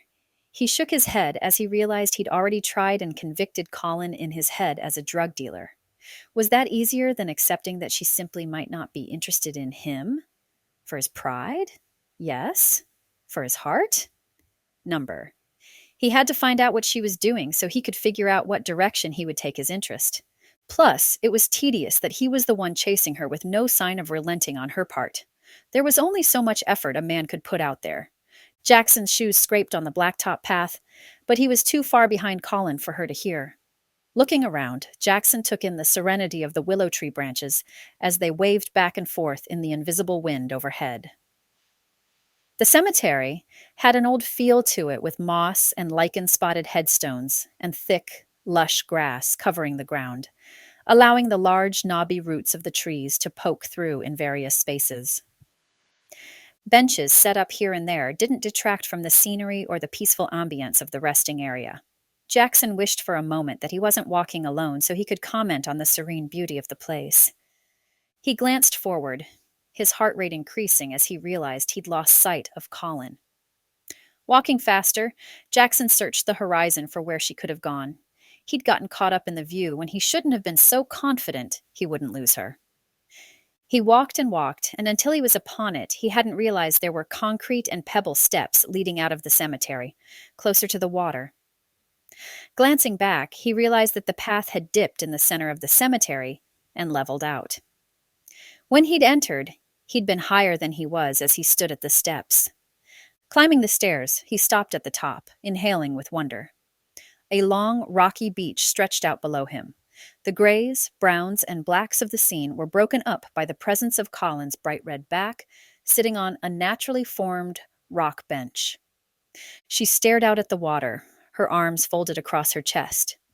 Long strands of her luscious dark hair floated on the slight breeze which was stronger there by the water. Gulls called in the winds as they soared along the shoreline, dipping and swirling like some kind of predestined show. Jaxon walked toward her, making no noise as he padded across the grass behind her to the steps to the beach. As he got closer, he couldn't help wondering how he was going to announce his presence. It wasn't like he was wandering by or anything. He had to have followed her there. Sheepish, he rubbed at the back of his neck and regretted his decision to come. Could he turn and leave before she saw him, before she knew he was there? She would be upset, and Jaxon wouldn't blame her. Shame flushed his face with heat. What was he doing? She was getting under his skin, driving him insane, and the person he was becoming had a desperation about him. It's beautiful, isn't it? Colin's voice lacked anger as she cut through his self destructive thoughts. She sounded like she was seeking a mutual understanding, and she could just have been talking to the birds as well as him. Emboldened by her comment, Jaxon rounded the end of the bench and claimed a spot a foot away from Colin. She didn't move as he sat, just continued staring out at the water, her expression stoic. Jaxon leaned back, folding his arms across his stomach and his legs half bent in front of him. He stared at the water as well. White tips tossed about on the waves as the wind moved the water quickly from shore to shore. We're friends, right? I mean, as close as we can be as friends in just a few days. And with as little contact as we've had. Jaxon spoke softly, careful not to shatter the peace of the setting. Colin was obviously there, seeking something, and he'd cut into her time because he couldn't figure out what he could do for her, be for her, to help her at least give him a chance. She nodded slowly, as if she wasn't sure of the answer, but yes was as good as no and less offensive. Jaxon had to dive in to see just what he was up against. Why do you think there's no one else? Did he cheat on you or something? Was he abusive? An abusive boyfriend or husband would be hard to overcome, but a cheating man wouldn't be as bad. Maybe. Honestly, Jaxon just wanted to know what he was being compared to, so he'd at least know if he had any chances. Ever. The question startled Colin enough she turned to look at him. She shook her head, sadness in the curve of her lips and angle of her eyes. Number, I wish it were that. I would want to move on from something like that. Her wistful smile tore through his hope. As it is, this is a choice. This isn't just a circumstance inflicted on me. I'm not alone, because I have no other option. I'm alone because... Her voice trailed off, and she half shrugged, the movement noticeable with the whisper of the material of her coat as she moved. When? When had she had her heart destroyed? Jaxon leaned forward watching her as he rested his elbows on his knees. About 12 years ago? Although, if you give me a minute, I can get it down to the second. I was 19, too young to know that hard of a loss.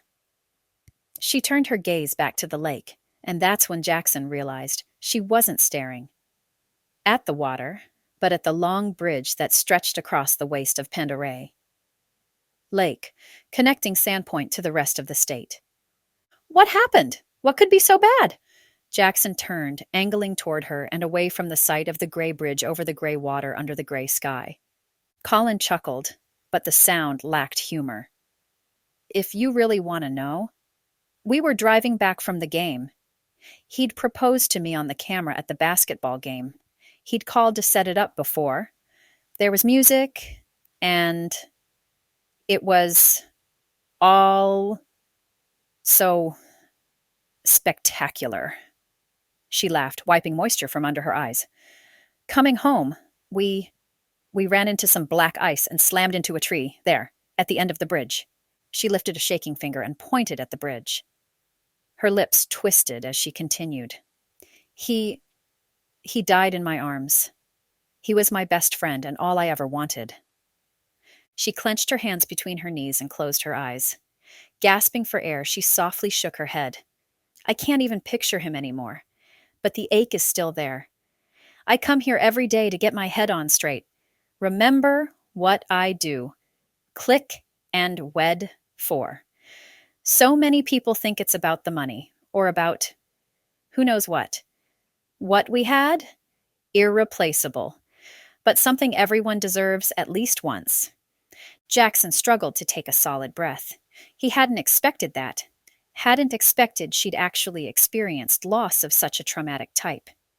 He looked down at the rocks mingled with blades of grass at his feet. Colin scooted to the edge of the bench, wrapping the edge of the seat with her hands.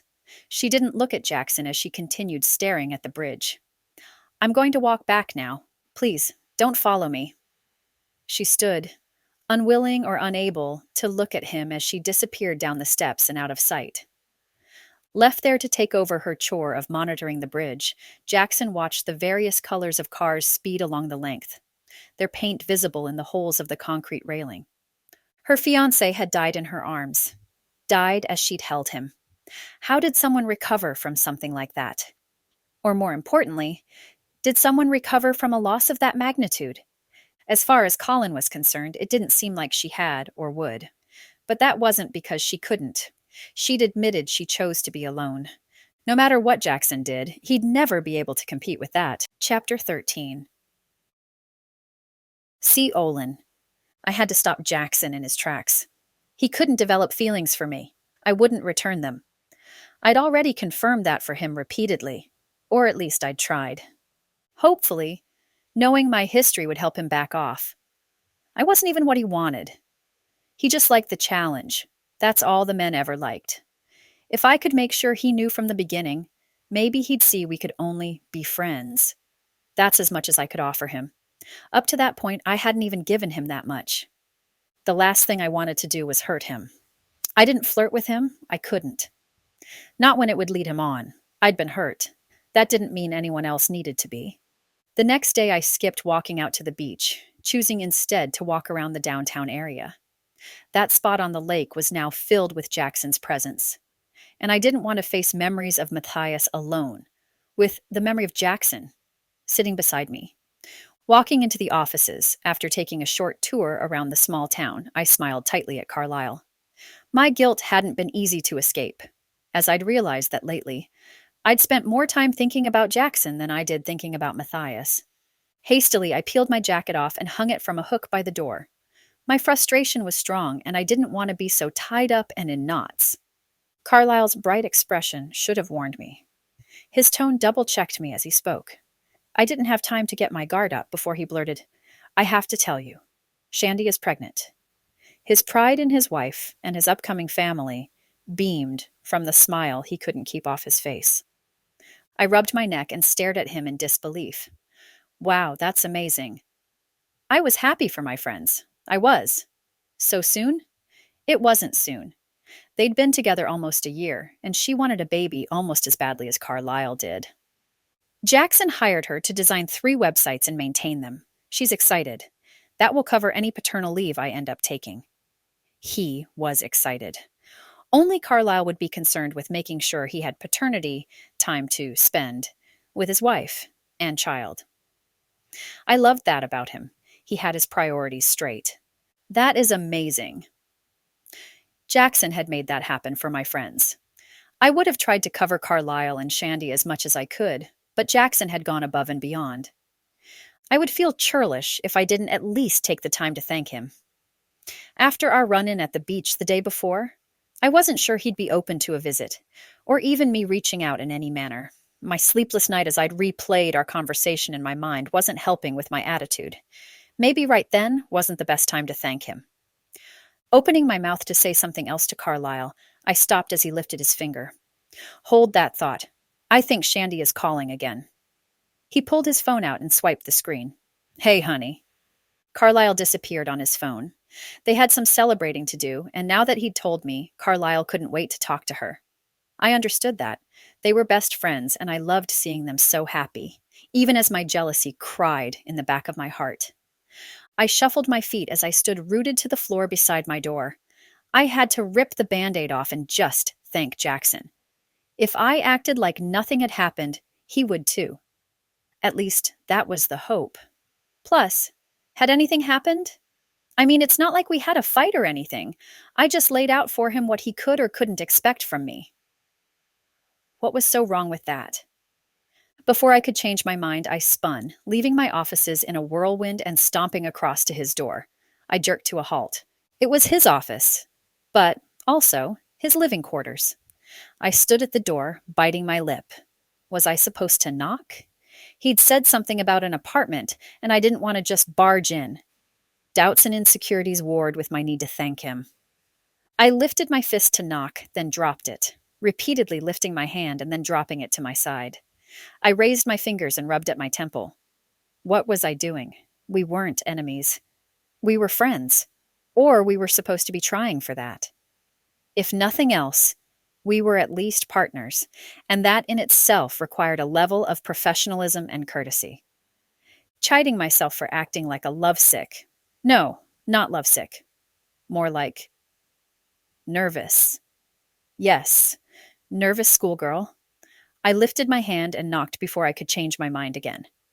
I dropped my hands into fists at my side and hoped I didn't look like I was ready to fight anyone. After a moment, Jaxon opened the door, a smile in place. I hadn't seen him in anything other than a suit. The presence of a flannel over jeans shocked me long enough to hold my tongue while I took in his rolled up sleeves and shoeless feet. You fit into Sandpoint a little too smoothly. I arched an eyebrow and followed his gesture to come inside.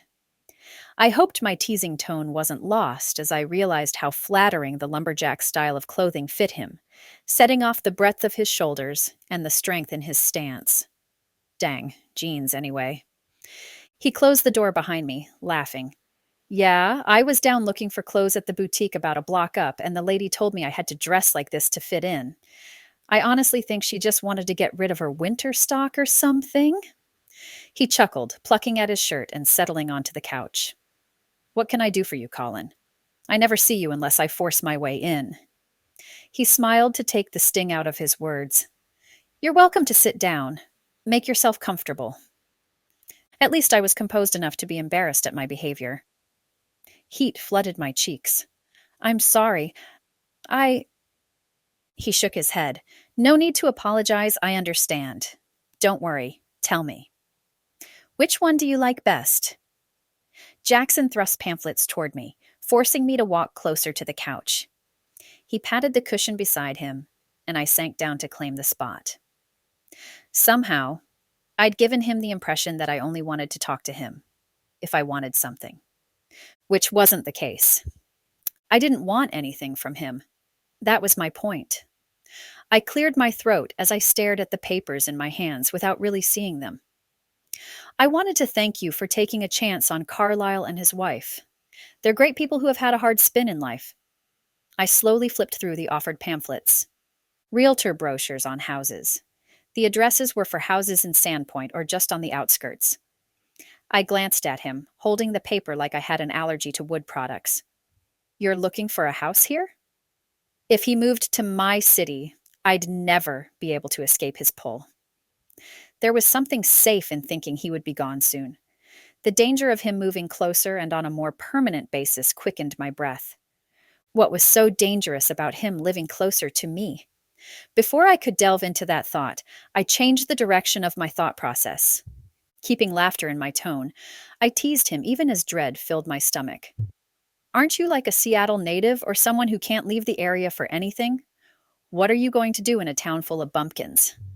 I arched an eyebrow. If he was there long-term and nearby, it would be harder to keep him at arm's length. Jaxon carefully took the pamphlets from me. I need you to hear me out. He gripped the paper, but watched me carefully. Any conversation that started that way was bound to be filled with things you didn't want to hear. I eyed him, feeling like I'd been caught in a trap. Dang, a trap I'd walked into. I don't... I blinked rapidly. What was going on? How had we gotten to that point when he was mentioning how I needed to hear him out? I just wanted to thank him for giving more work to Carlyle and Shandy. My mouth dried up like I'd shoved cotton balls into the sides of my cheeks. What was he going to say? Did he regret investing? Thankfully, he'd already signed the contract and the money was transferring. But that would make it very uncomfortable if we didn't have a good working relationship. It's okay. Just hear me out. Jaxon reached out, then pulled his hand back. He studied me. Look, Colin, I don't want to replace him. He waited for that to sink in.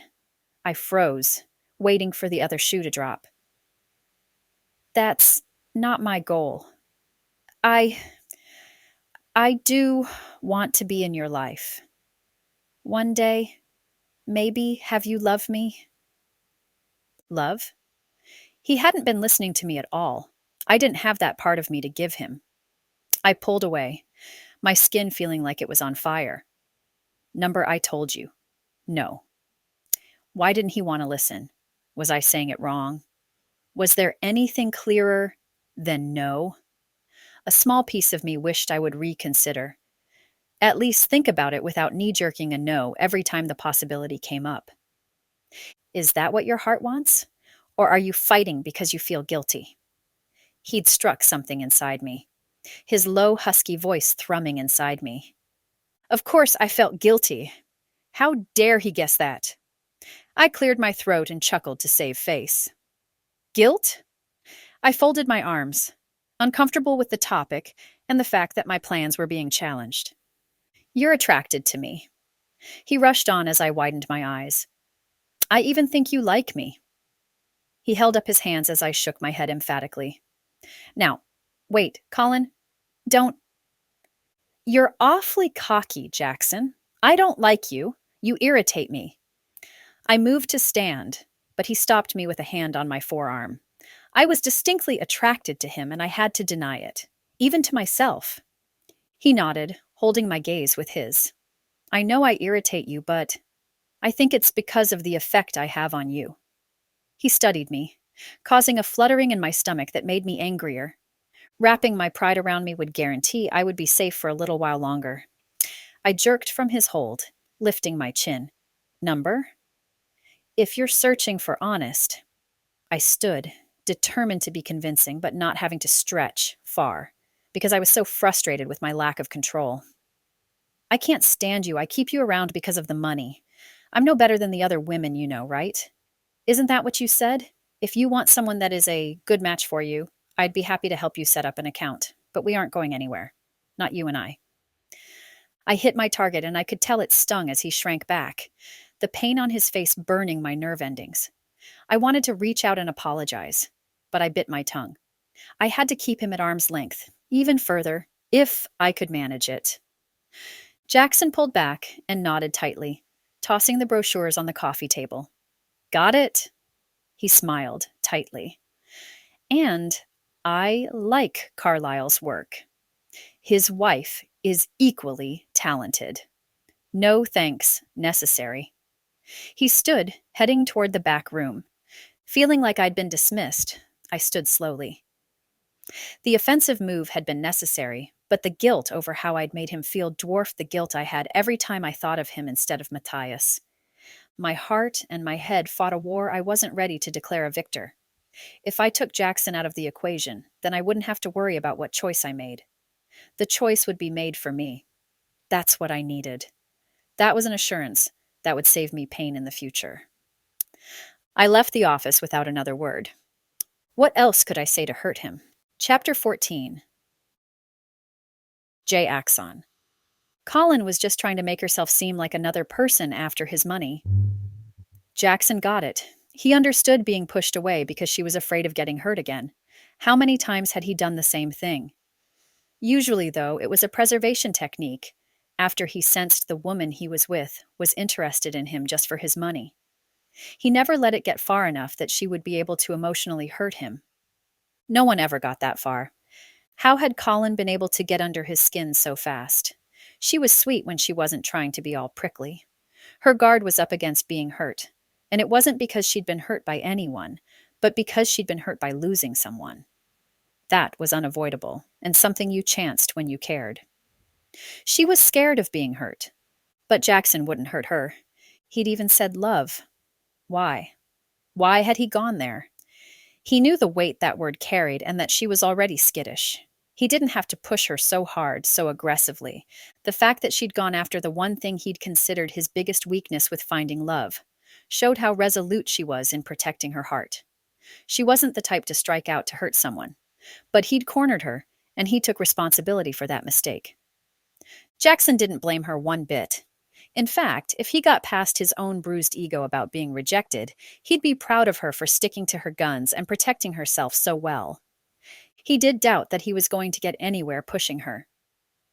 Jackson's normal aggressive moves that he excelled at in his business dealings might not be the ideal tactic to use in matters of the heart. He needed to regroup. Giving her what she wanted for the time being seemed like the smartest move. At least for a while. Jaxon was at a loss. She wanted his money and to be left alone. He wished he could tell her to take it all from him, the combination of the two. Money and loneliness. made for cold nights and long days. Leaving the lease open on the office space since he'd signed a 3-month contract made it a no brainer. In case he needed to come back or hire some more specialists, there would be a space available and he wouldn't have to search for anything. Colin was going to get her space. He left for Seattle before the end of the business day on Friday. He didn't bother saying goodbye. She'd been pretty adamant that she wanted nothing to do with him and that she wanted to just leave things professional. He wouldn't seek out other partners. He didn't seek her out. Hopefully, she really wanted what she demanded. Back in his own condo, Jaxon felt out of place. Something had shifted in the short time he'd been gone. He hadn't realized how much he'd grown to like the slower pace in Sandpoint, the bright colors of spring muted by the grays of the spring drizzles. Traffic was too loud. People spoke and moved too fast. Jaxon had left his new clothes hanging in the closet in Sandpoint, and his business suits felt restrictive and thin. How had he ever survived the cold of Seattle without flannel shirts and jeans? Sitting at his in-home desk early Monday morning, Jaxon finished going over the numbers for the last quarter of Click and Wed and turned his budget analysis into a .pdf. He emailed the digital copy to Colin with a short note. Here's the budget analysis I promised you.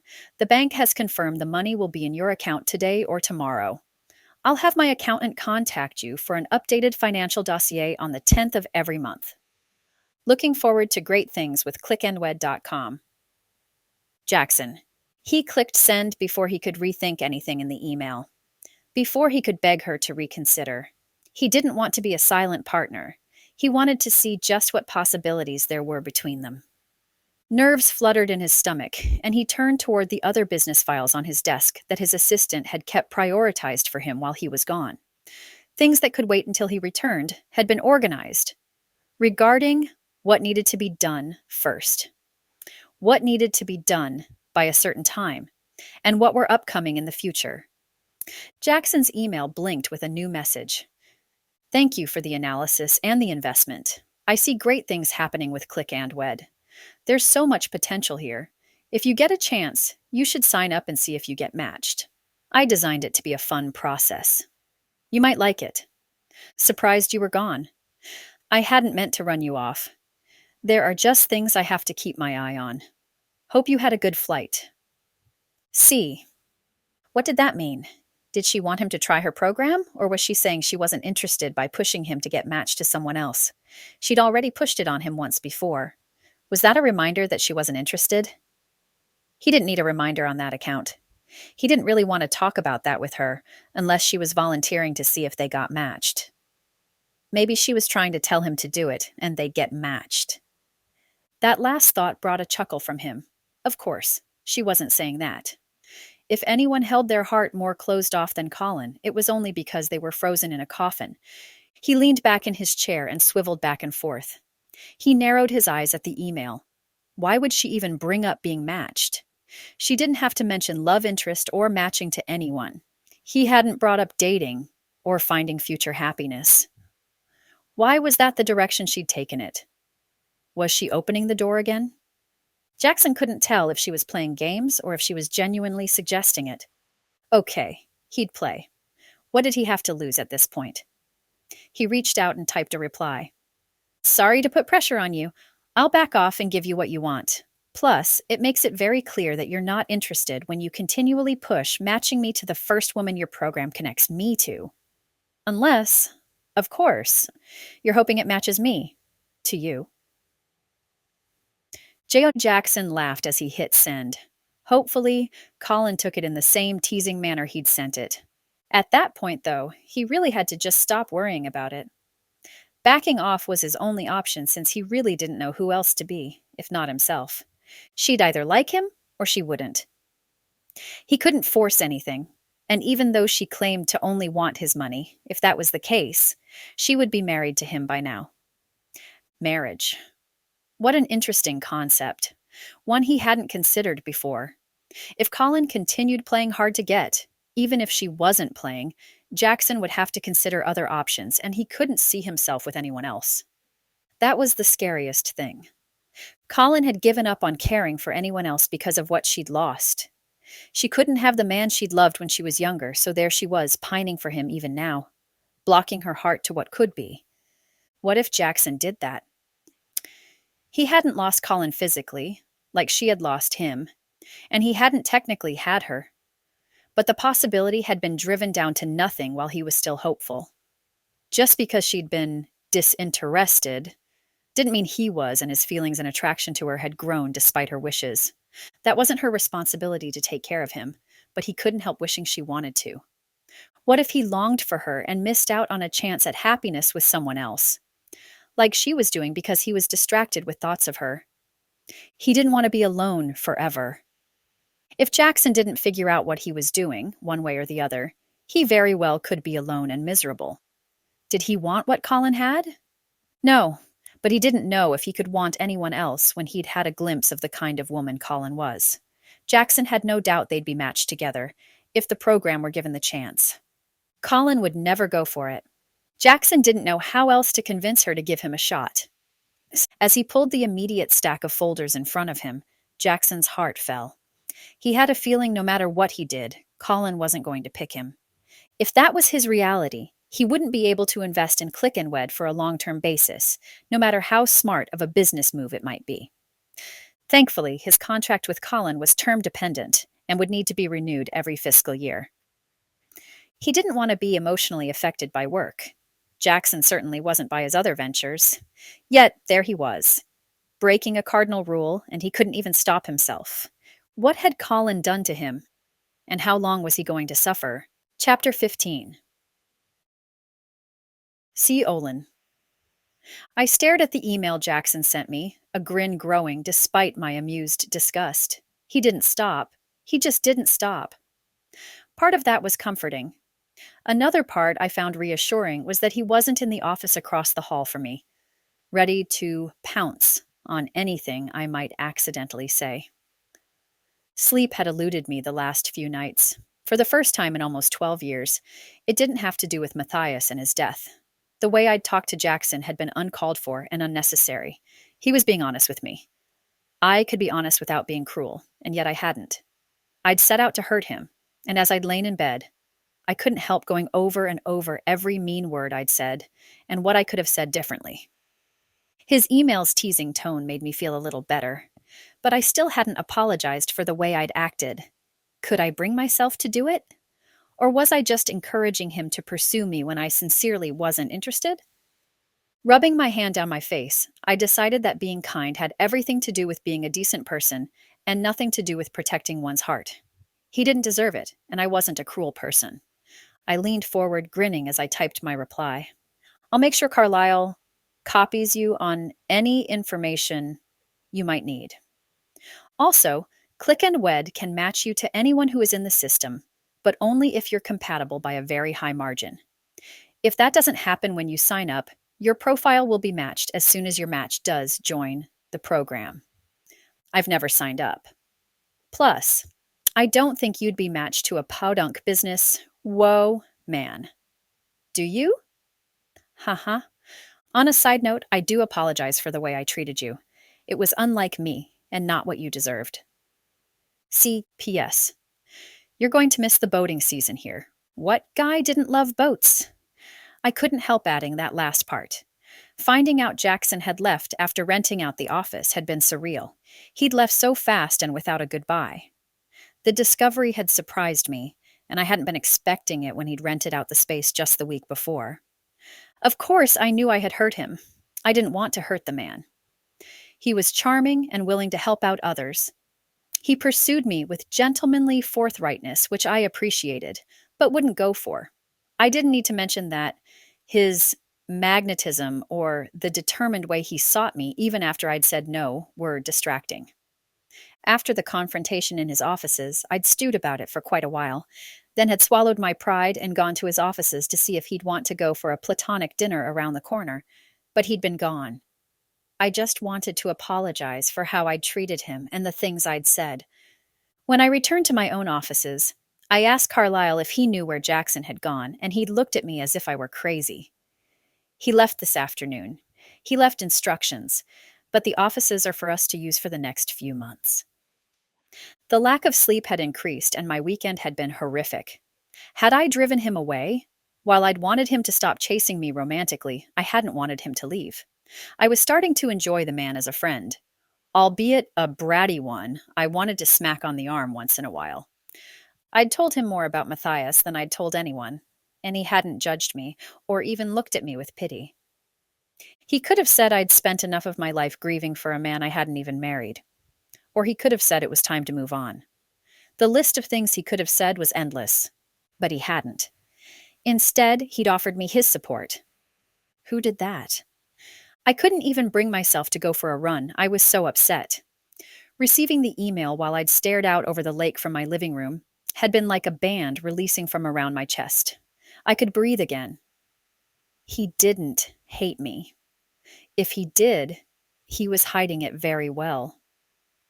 My email dinged again, and I grinned. What was he going to say now? It felt like friendly banter, and I needed that. It also felt like I wasn't the only one up, facing the world at such an early hour. There will be a company contacting you with the visa information for the international marriages today or tomorrow. The information should help make the matchmaking easier. I'm not into boating. I love old cars, though. Is that information that will be used in my profile? J. He liked old cars. That was good to know. Not that I needed to know it. The profile reference had me shaking my head with amusement. His wit was easier to see when he wasn't trying to convince me to date him. If I wasn't careful, I'd start to care about this Jaxon I was getting to know. As long as he stayed over on his side of the state, I should be fine. He liked old cars, though. I had to let him know about Lost in the 50s. I could keep my tone impersonal and professional like he was doing. Me too. Lost in the 50s is in a couple weekends. More old cars than you know what to do with. It's one of my favorite events here. My favorite classic is the 65 Nova. I'll look for that email, thanks. C. I hit send and then bit my lip.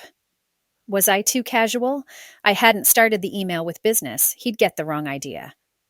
What if he wanted to call me? I didn't want to talk on the phone at 5 in the morning. The early hour had me asking myself, why was he up so early? My next thought made me pause. Why did I care? Chapter 16. J. Axon. Jaxon chose that point as a good place to stop emailing. He made himself close his laptop and go to the gym. The last thing Colin needed was to think Jaxon sat around waiting to email her. No, he had to go on living his life and acting like she was just business. Because, as far as Colin was concerned, she was. Even if Jaxon was determined to prove otherwise, and judging by the tone of the emails, he had a good chance, if he could move slow. Carlyle had been right. Colin didn't need aggressive pressure.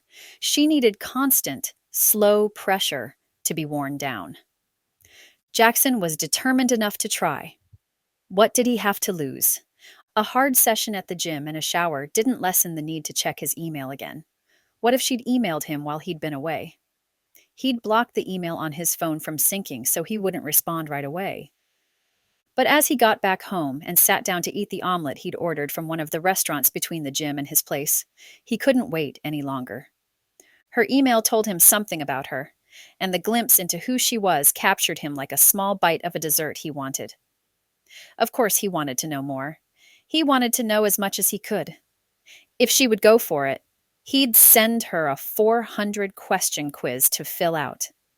But he held himself back from typing all the questions and just kept the tone and pace of the email easy. I'm a Chevy fan, too. My first car was a '67 Impala. They don't get any cooler than that. International red tape will be easy to get through. I'll send you a notice when we can move forward with the next step. J. The days passed, and Colin and Jaxon didn't email again. His chest hurt as the time lengthened between them. He looked for a reason to reach out, but didn't have anything other than wondering what she was doing and if she missed him as much as he was missing her. Finally, Jaxon got the information he needed from his man about the international blocks. They were dissolved and considered benefits now instead of cons. Jaxon called another businessman and made an order he hoped wouldn't be too much. When he had the money he had, he couldn't help but hope something would impress her. But what if it didn't? What if it pushed her further away? Jaxon wasn't sure how far would be too far. She would get the gift the next day, and Jaxon didn't know if he could wait to find out what she thought. Staring at his computer, Jaxon wondered if he should give her a heads up or just let it be. A call from another partner pulled his attention away. The gift was already ordered. He would have to see how she responded. There was nothing else he could do about it. Nothing but worry. Chapter 17. See Olin. A knock on the office door pulled my attention from the profile glitch Shandy had emailed me about. I glanced toward the open door, assuming Carlyle would answer the outer door. Had he stepped out of the office for a minute? I'd been so lost in thought. I wouldn't be surprised. Knock, knock, knock. I stood, pushing myself from the desk and pulling down my long sleeves that I'd pushed to just below my elbows earlier as I'd gotten into my work. The outer office was empty as I'd suspected. Arching an eyebrow at the locked door and the note card taped above the handle, I grinned. Locked so you don't get kidnapped while deep in thought. Heh heh. Shaking my head, I turned the lock and opened the door with an expectant smile on my face. A man with a bright blue courier jacket on returned my smile. Colin Davies? He glanced at a clipboard in his hand and raised his gaze to my face. Of clickandwed.com? That's me. I stepped forward, swinging the door open more fully and pushing my sleeves back up to my elbows. I'd have to remember why I didn't like long-sleeve shirts the next time I opted to wear one. The delivery man held out a small shiny black box about the size of a deck of cards. This is for you. Sign here. He held out a tablet, and I created my signature with my forefinger on the touchscreen. Thank you. Who is it? I glanced up from the box and blinked as the man was already halfway down the stairs. Back inside, I closed the door and made my way to my desk, studying the box in my fingers. Who could it be from?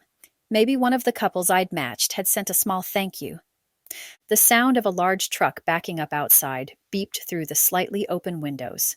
I was celebrating the warmth of spring. Everything was possible when the sun was shining, and I was making matches on the website. Sitting in my chair, I pushed myself side to side with the toe of my heeled boot. The box wasn't taped shut or anything. I slid the top off and furrowed my eyebrows at the presence of a small key, no more than 1 inch to 1.5 inches in length. The part you held onto with your forefinger and thumb was roughly the size of a nickel.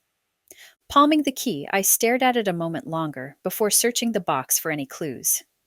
A small business card with Jaxon's business information on it lay on the bottom of the box.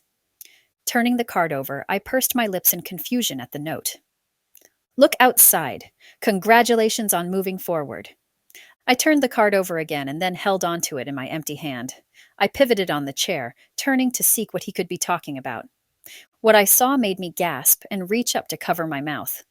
Half standing, I reached forward and braced myself on the thick glass window as I gaped. There was no other word for what I was doing. Gaping. A 1965 Chevy Nova in pristine condition with sky blue paint sat on the side of the road directly beneath Click and Wed's office. The two-door coupe was boxy while being sleek with the chrome accents, polished to a shine. I gripped the key so hard the teeth bit into my palm. Bystanders walking up and down the sidewalk cast appraising glances at the car, some looking more than once to take in the clean angles of the classic car. Jaxon had sent me a car. Not just any car, a collector's item. My chest tightened. He'd listened to what I'd said about something that was my favorite, and it was just a passing comment. He, too, liked Chevys and had said so, but he hadn't gone any further. Why did he do things like that? Sweet and unassuming? Then he would turn around and push me. I hesitated at being too excited for the gift. First, I couldn't accept a car from a man I barely knew. My internal devilish side had to speak up right then. Why not? You're definitely attracted to a man you barely know. My impromptu smile from the car's presence faded. I wasn't attracted to him. Okay, I was, but that was purely physical. There was nothing wrong with being attracted to him. If I wanted to be nice to myself, I would admit there was nothing wrong with liking him either. I had Carlyle for a friend. I could certainly be friends with Jaxon. It didn't matter that a part of me wanted more from him. He didn't mean that much to me. As soon as I accepted that, the sooner I could get over the slight skip in my pulse when I thought of him, or the way I looked for his emails, or glanced at the office across from mine as I looked for him, even though I knew he wasn't there. Keep him at arm's length, Colin. You won't survive losing another one. I stepped back from the window. Meeting the gaze of my reflection in the glass, I sighed. That's what I was afraid of. I was afraid of the pain of losing someone I cared about. Losing Matthias had about killed me, and I didn't want to go through it again. But Jaxon wasn't the type to back off, and I was glad. His constant persistence had pushed me into considering him, over and over and over. Was there a chance he had been scared off enough that he wouldn't consider trying more? I wasn't sure where things could go, or even how far I was interested in pursuing things, but I knew I wanted Jaxon in my life as more than just a business partner. Maybe even more than a friend. Remorse mingled with shame at how I'd treated him. Hopefully I'd get the chance to make it up to him. Spinning, I claimed my chair and leaned forward, starting up the laptop. Bringing up my email, I created a new email with the subject line. What did you do? I smirked and it shifted to a grin. The subject was just inflammatory enough Jaxon would open it out of curiosity, especially if he had given up on me ever being interested. He probably would think I was going to yell at him for buying me a car. He broke the silence between us, shattered my determination to keep him away, and it had nothing to do with the car and everything to do with his thoughtfulness. He forced me to reach out after taking a long, hard look at myself and my motivations. Jaxon, I can't believe you sent me the Nova. All you had to do was email me and say it was done. This is too much. You really do think I'm only after your money. I'm not. I promise. Colin. I hit send without adding everything else I wanted to say. None of it would make sense. But I understood what was happening, and before I bore my soul to him, I needed some more time to figure out just how I was going to define things. I needed time to get straight in my head and my heart just what the change in my position with Jaxon in my future meant to my past with Matthias. Chapter 18. Jaxon. Jaxon stared at his email. He didn't move as he paused his dictation to his secretary about the things he needed done that week. Used to his moments of quiet, she paused and waited until he started speaking again. Colin's email didn't clarify if the purchase of the car had been another aggressive move to push her away or not. She'd mentioned that he really did think she only wanted him for the money, but that wasn't why he'd given her the car. He didn't know how else to gift women. He wanted to give something that would show how much he cared, how important she was. Wasn't a car perfect for that sentiment? It was the only clue she'd given him about what she'd liked besides the pizza and the interior of her office. Jaxon's gut twisted. Did he make another aggressive move, or did he leave it alone? His nerves didn't want him to email back, but his heart demanded that he take the opening in communication and go with it. No matter what he said, he would have a chance to message her. Cars are good gifts for those only interested in money. Plus, this is a huge step forward. Now Shandy can do the site, and it's just a matter of launching it with the right advertising. Things have a way of working themselves out. J. He hit send before he could change his mind. Walking on eggshells wasn't his style, and he wasn't going to start with her. If she didn't like him, then she didn't like him. It wouldn't be because he wasn't himself. Plus, he was trying to listen to what she'd said. She wasn't interested in a relationship. He could respect that. Wasn't that what he said to Amelia and the woman never listened? If by some miracle Colin did decide her attraction to him wasn't fake, then he wanted to be sure he was his true self. His secretary shifted on her seat and he lifted his gaze to her, startled that he'd forgotten where he was and what he was doing. He cleared his throat. That's all for today. We can pick up tomorrow morning. Thanks. Jaxon nodded and waited for her to leave. Her efficiency and discretion kept her value to the company and Jaxon high. He gave her regular bonuses, and she earned every cent. Turning back to his computer, he stared at his email for a drawn-out 10 minutes. 15 minutes. Sitting back in his seat, Jaxon folded his hands across his chest and continued staring at the screen. He'd gone too far with that first line. He shouldn't have said she only wanted the money. She'd already mentioned it. Why did he have to beat the topic into the ground? How did he apologize for his comment without coming across as desperate? Jaxon had a feeling desperation pushed Colin away. His email dinged and he sat forward, his heart thumping loudly. Why was he so anxious to get closer to her? I shouldn't have said that. I'm sorry. Jaxon shook his head. His opportunity had presented itself. He needed to take it, make it more meaningful. Her apology stroked something in his chest, and he smiled as if she were sitting beside him. I shouldn't have made the comment myself. I wasn't kidding when I said women only want me for my money.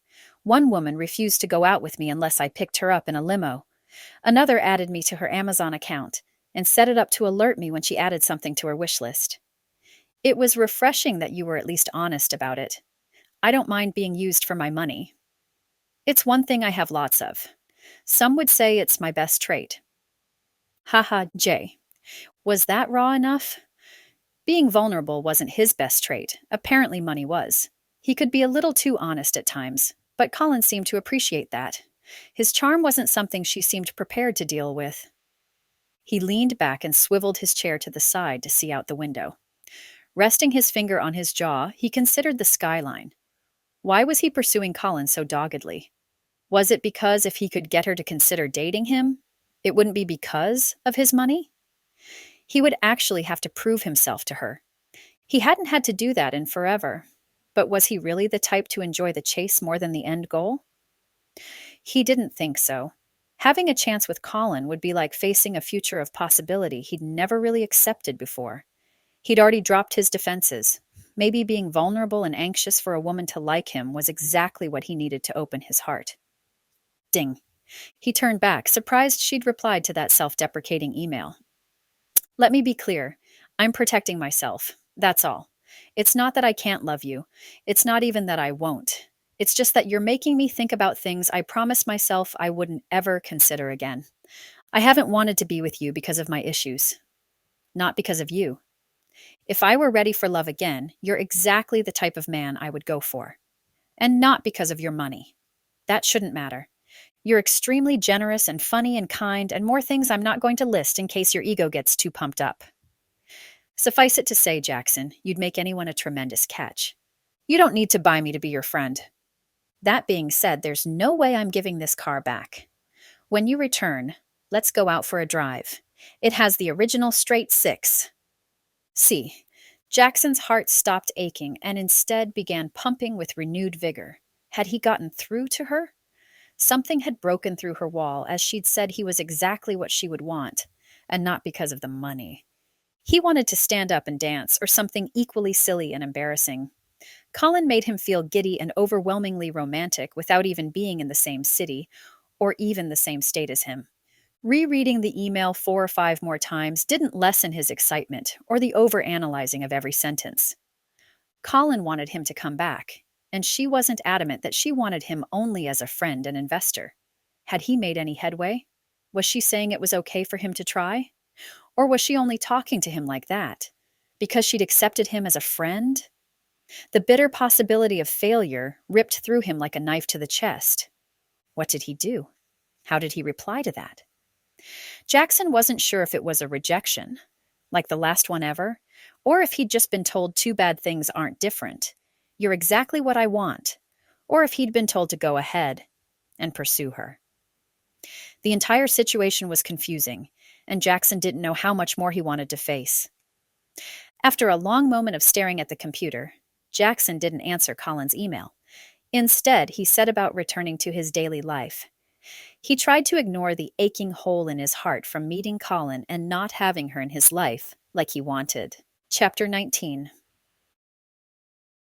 Colin. Jackson's last email left me feeling empty inside. How had he gotten under my skin? Replying the way I had came from my heart. I couldn't stand the thought he was only as good as his money. That was unacceptable. And if I could help him fix that train of thinking, then I had to try. Dropping my defenses was the only thing I could think of to do. so I bared more of my own thoughts than I think I would normally be comfortable with. I hit send and then I tapped my pencil on the desk, then stared at the computer. Would he email back? 8 minutes passed and I blinked at a new message. It wasn't from him, an email from a web designing company trying to get my business. I shook my head. My site was already done. They needed to do their due diligence and make sure things weren't already finished before reaching out to potential customers. Deleting the spam, I refreshed the inbox, hoping a new email would pop up. A call from Carlisle pulled me from the fog my back and forth conversation with Jaxon had left me in. I brushed it off. I had to remember that pushing him away was the best thing for both of us. Telling him what I had must have pushed him the other way. The days slid away, and I caught myself staring at the phone and my inbox more often than not. Why hadn't he emailed me to see where we were on the site? Why couldn't I let it go? Had Jaxon actually backed off? Had he left me with just the money and now he was silent? A couple weeks passed, and I wasn't sure why I was dwelling on his absence so much. He hadn't become a fixture or anything in my life. I'd made sure to keep him at a safe distance. Had he gotten into my heart, despite my attempts to keep him out? An email from Shandy brought my hand up to my mouth on a Tuesday night. I stared at the computer, a small smile on my lips. I couldn't wait to see the site. I clicked through each test page, ecstatic as the vision I wanted emerged in front of me. I was so excited. I grabbed my cell to call Carlisle, but then I paused. Who did I tell? Carlisle and Shandy were probably celebrating already. They had each other. They didn't need me. I was the one in need. I didn't have anyone else to call. I put the phone down on the cushion beside me. I'd come home after a long day at work where I glanced at my inbox more times than I should have, hoping for an email from Jaxon, even a mistake email that he hadn't meant to send.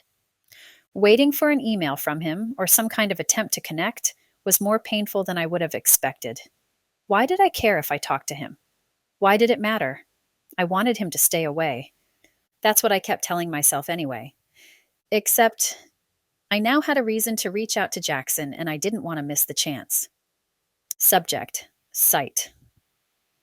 Jaxon, here's the test links to see the site. As soon as I give final approval, it will go live. I wanted to get your opinion on it before moving forward. What do you think? Colin. I swallowed against a lump in my throat. My loneliness had never been so apparent. Sure, I missed Matthias with a constant ache, but he was gone. He was just gone, and there I was, longing for something I couldn't have. Something I didn't know if I wanted or not. No, that was a lie. Jaxon had smiled his way into mattering more to me than I wanted him to. There I was, longing for a man who I wasn't even sure I was compatible with. How would I know? What would be a good way to test our compatibility? I glanced at the site and noticed that Shandy had left it in test mode, but it was active, meaning it would work for any profiles that were assigned in test mode. What if Jaxon and I took the test? I could see if we were compatible. No, I must be lonelier than I thought. Ding. The new email pulled my attention. I blinked at his fast reply. I'd been waiting for so long to hear back from him after my last email, the speed was unnerving. That is good news. I'm excited to see what it can do. I'm clicking through and I don't see anything that needs changed. Great colors and icons. She did a great job. Thanks for the heads up. He didn't sign it or anything else. Things had become so businesslike between us. I could feel the chill in the air. Did I challenge him? Did I find out just how compatible we were before pushing the wall down between us? My fingers shook as I typed out my reply. Can you take the test, like you're filling out a profile? It's in test mode, so you won't be paired with anyone unless they're in the test mode as well. Just a final check. While I waited for his answer, I filled out the questionnaire, making each answer with a conscious effort as if I were taking the quiz for a match. Because in essence, I was. He just didn't know I was doing it as well. I knew the questions and answering them was easy and more than a little fun. Self-consciously, I clicked the red heart submit button. Chewing my bottom lip, I worried that he wouldn't take the test. What if he didn't? What if I had just done the test with a little bit of hope and he wouldn't take the time to do it?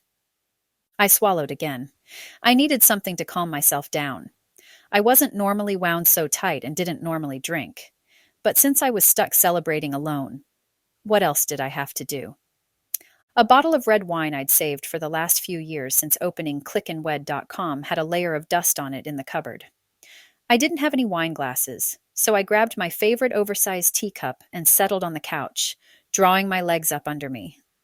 Pouring the deep red liquid into the white cup, I smiled. Lifting the unconventional goblet, I yelled, "Cheers." My reflection in the window grinned sadly back at me, and I drank. How long had it been since I had wine? I wiped my mouth with the back of my hand, wincing at the heady aroma sending a hazy dizziness through me.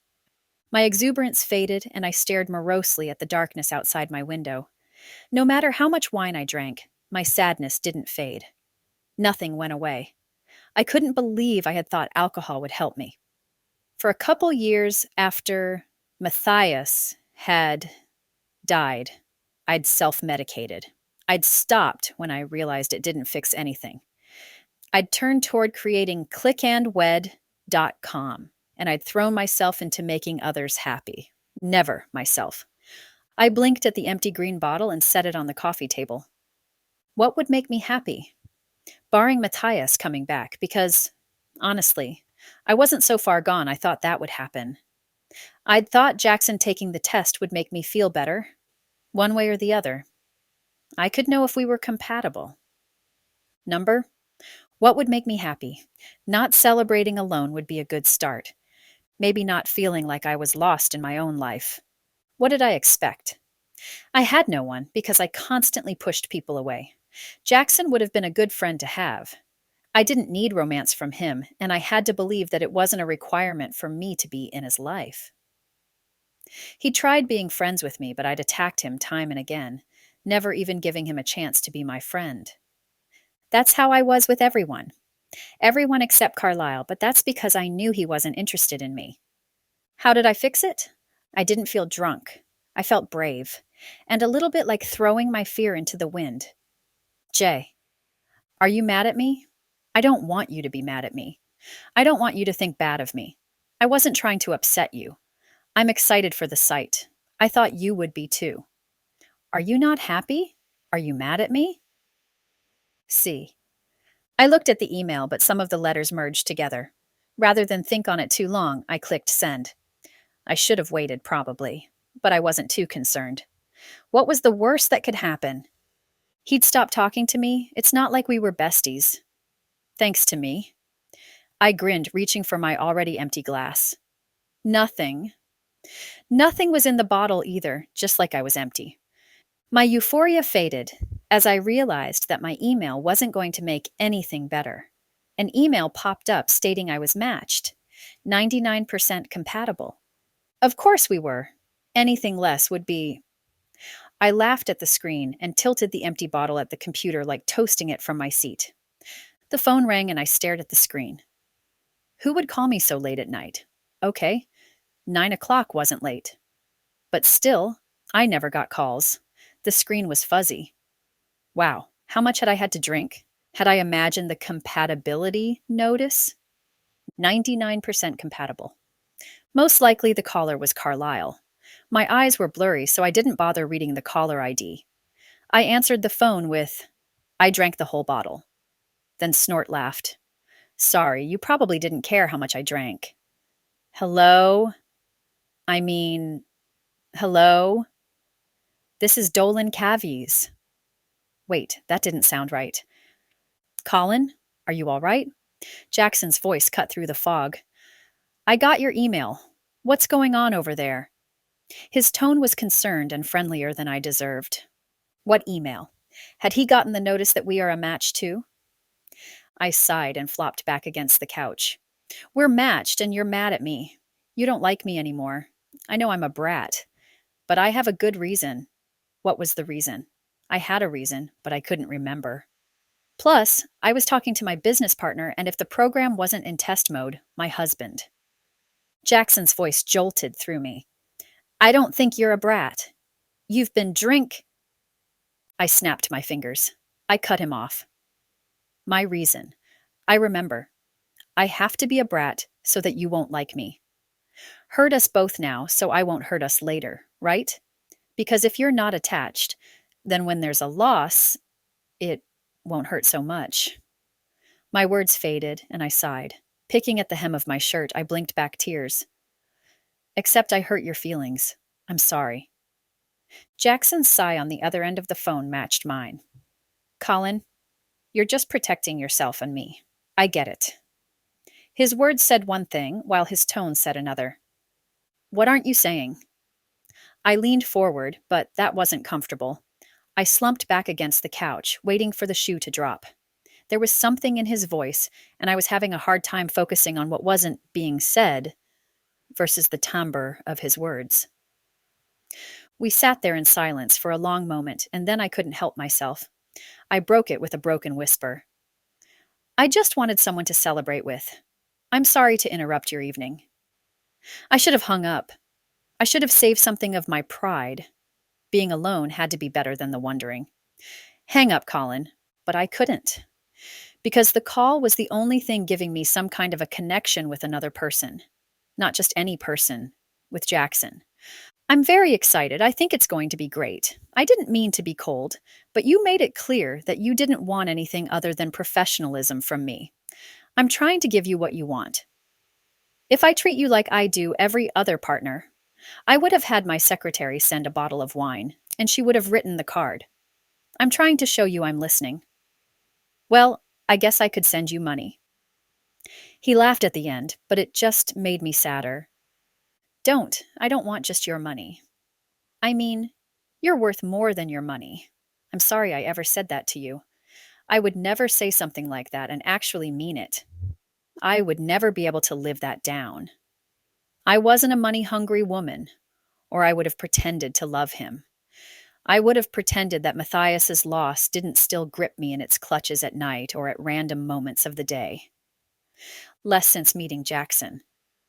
I didn't pretend emotions when I could barely succeed at pretending on a daily basis that I wasn't broken. Jaxon made me feel things, besides loss and emptiness. He made me see things in a different way. Hey, how about I come visit this weekend? I saw on the website that this is Lost in the 50s weekend. Would that work? I already have a place, unless you rented it out. He laughed, the sound tender and comforting. I smiled softly at his offer.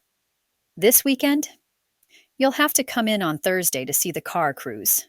The cars drive in a parade on Friday night, but if you come on Friday, you'll miss it because of traffic. Can you make it Thursday? I was excited to see him, and I couldn't blame it on the alcohol. I can send Carlisle to come pick you up. I'll get my own ride. Don't send that poor man clear over there just to pick me up. He chuckled. A rustling from the other end muffled the last word. I plucked at the material of my pant over my knee. Are you sure you can come? He was busy, and I knew it. I didn't want to put expectations on him that he would be pressed to meet. I can be there for a friend.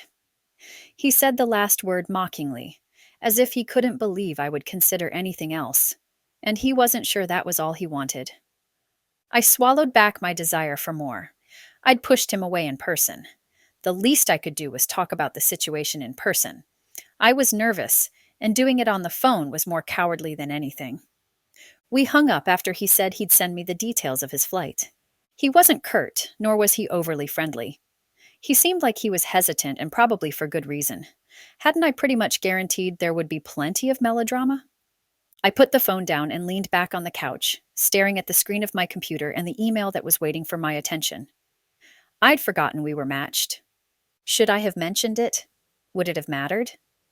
Was I ready to face the implications of what that meant? I didn't know what it meant with my mind in a wine-induced fog. I'd come back to it when my head wasn't lost in my conversation with Jaxon and the excitement of his arrival Thursday. What if his feelings toward me had changed and he wasn't interested? Thursday came slow. When I woke that morning, the minutes became days, and I couldn't believe how slow time passed. I hadn't realized how excited I really was to see Jaxon. He really had become someone important to me. My refusal to see him for what he was humbled me, and I didn't like. I didn't let many people in because when they got in, I kept them close. Standing beside the front desk in the office, I had my arms crossed while staring out over the street. The Click and Wed offices really did have a great view. Carlyle passed me with a tap on the shoulder. I probably won't be in tomorrow. Traffic is going to be atrocious and Shandy hasn't been feeling great. He made a face as he leaned across to tug a file from the desk, and then lean up again. Rolling his eyes, Carlyle folded his arms across his chest with the file dangling from his fingers. Morning sickness hasn't been the best for her. I laughed, shaking my head. I bet. That's fine. I'm going to take Jaxon down to get ready for the cruise. We'll probably watch it from here, but I think some pizza would be perfect. I was making plans with someone like an excited teenager.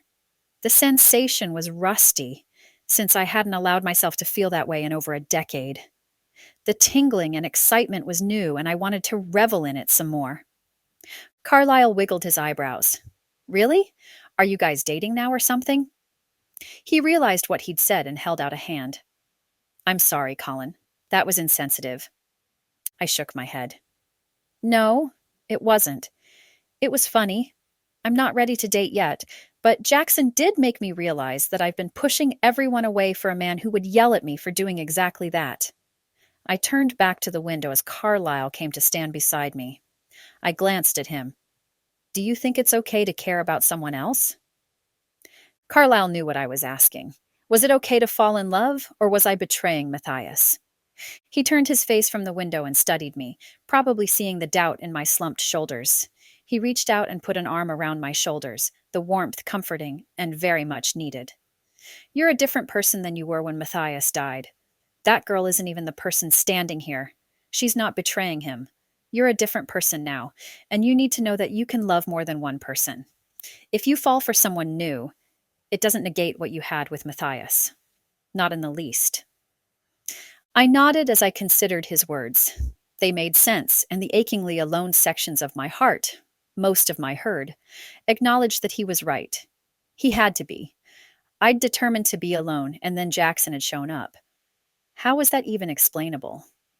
I just can't believe I've wasted so much of my life keeping others pushed away. Except me. Carlyle smiled sadly at me, squeezing my shoulders and reaching up to rub my upper bicep.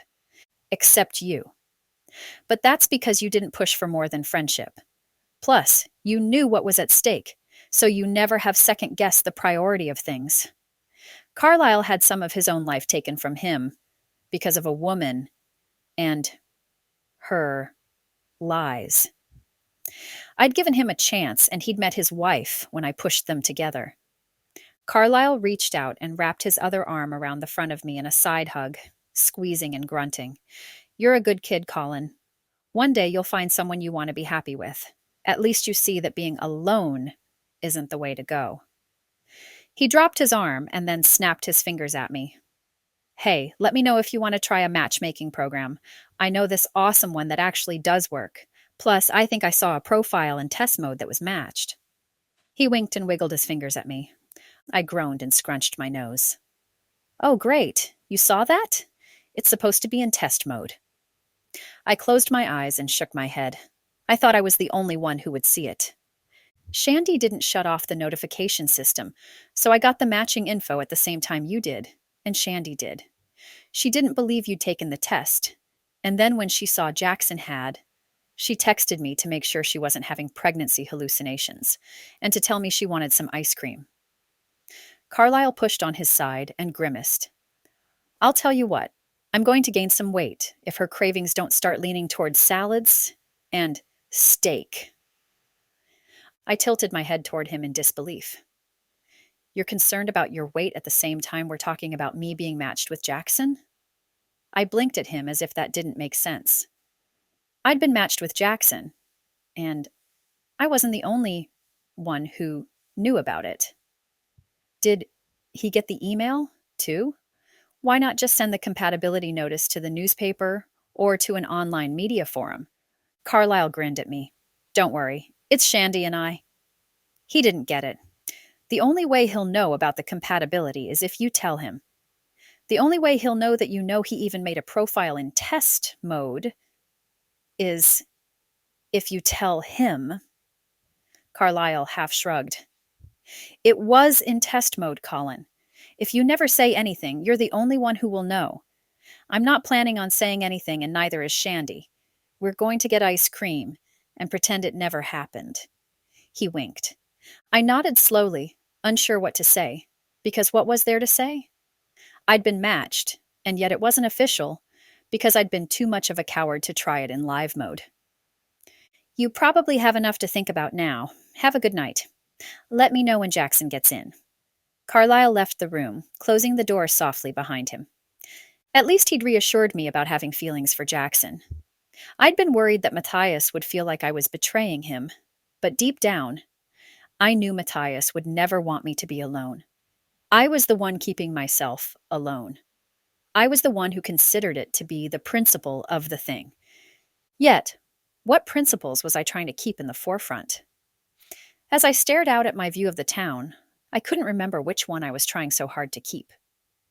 Maybe I could be less hard on myself, allow more grace as I gave in to my need for a chance at more. Pushing Jaxon away hadn't made me feel better. In fact, I wanted to go back in time and stop myself from doing it. I couldn't, so I needed to accept that fact, and I needed to try again. My stomach twisted at the possibility that I'd thrown away any chance with him.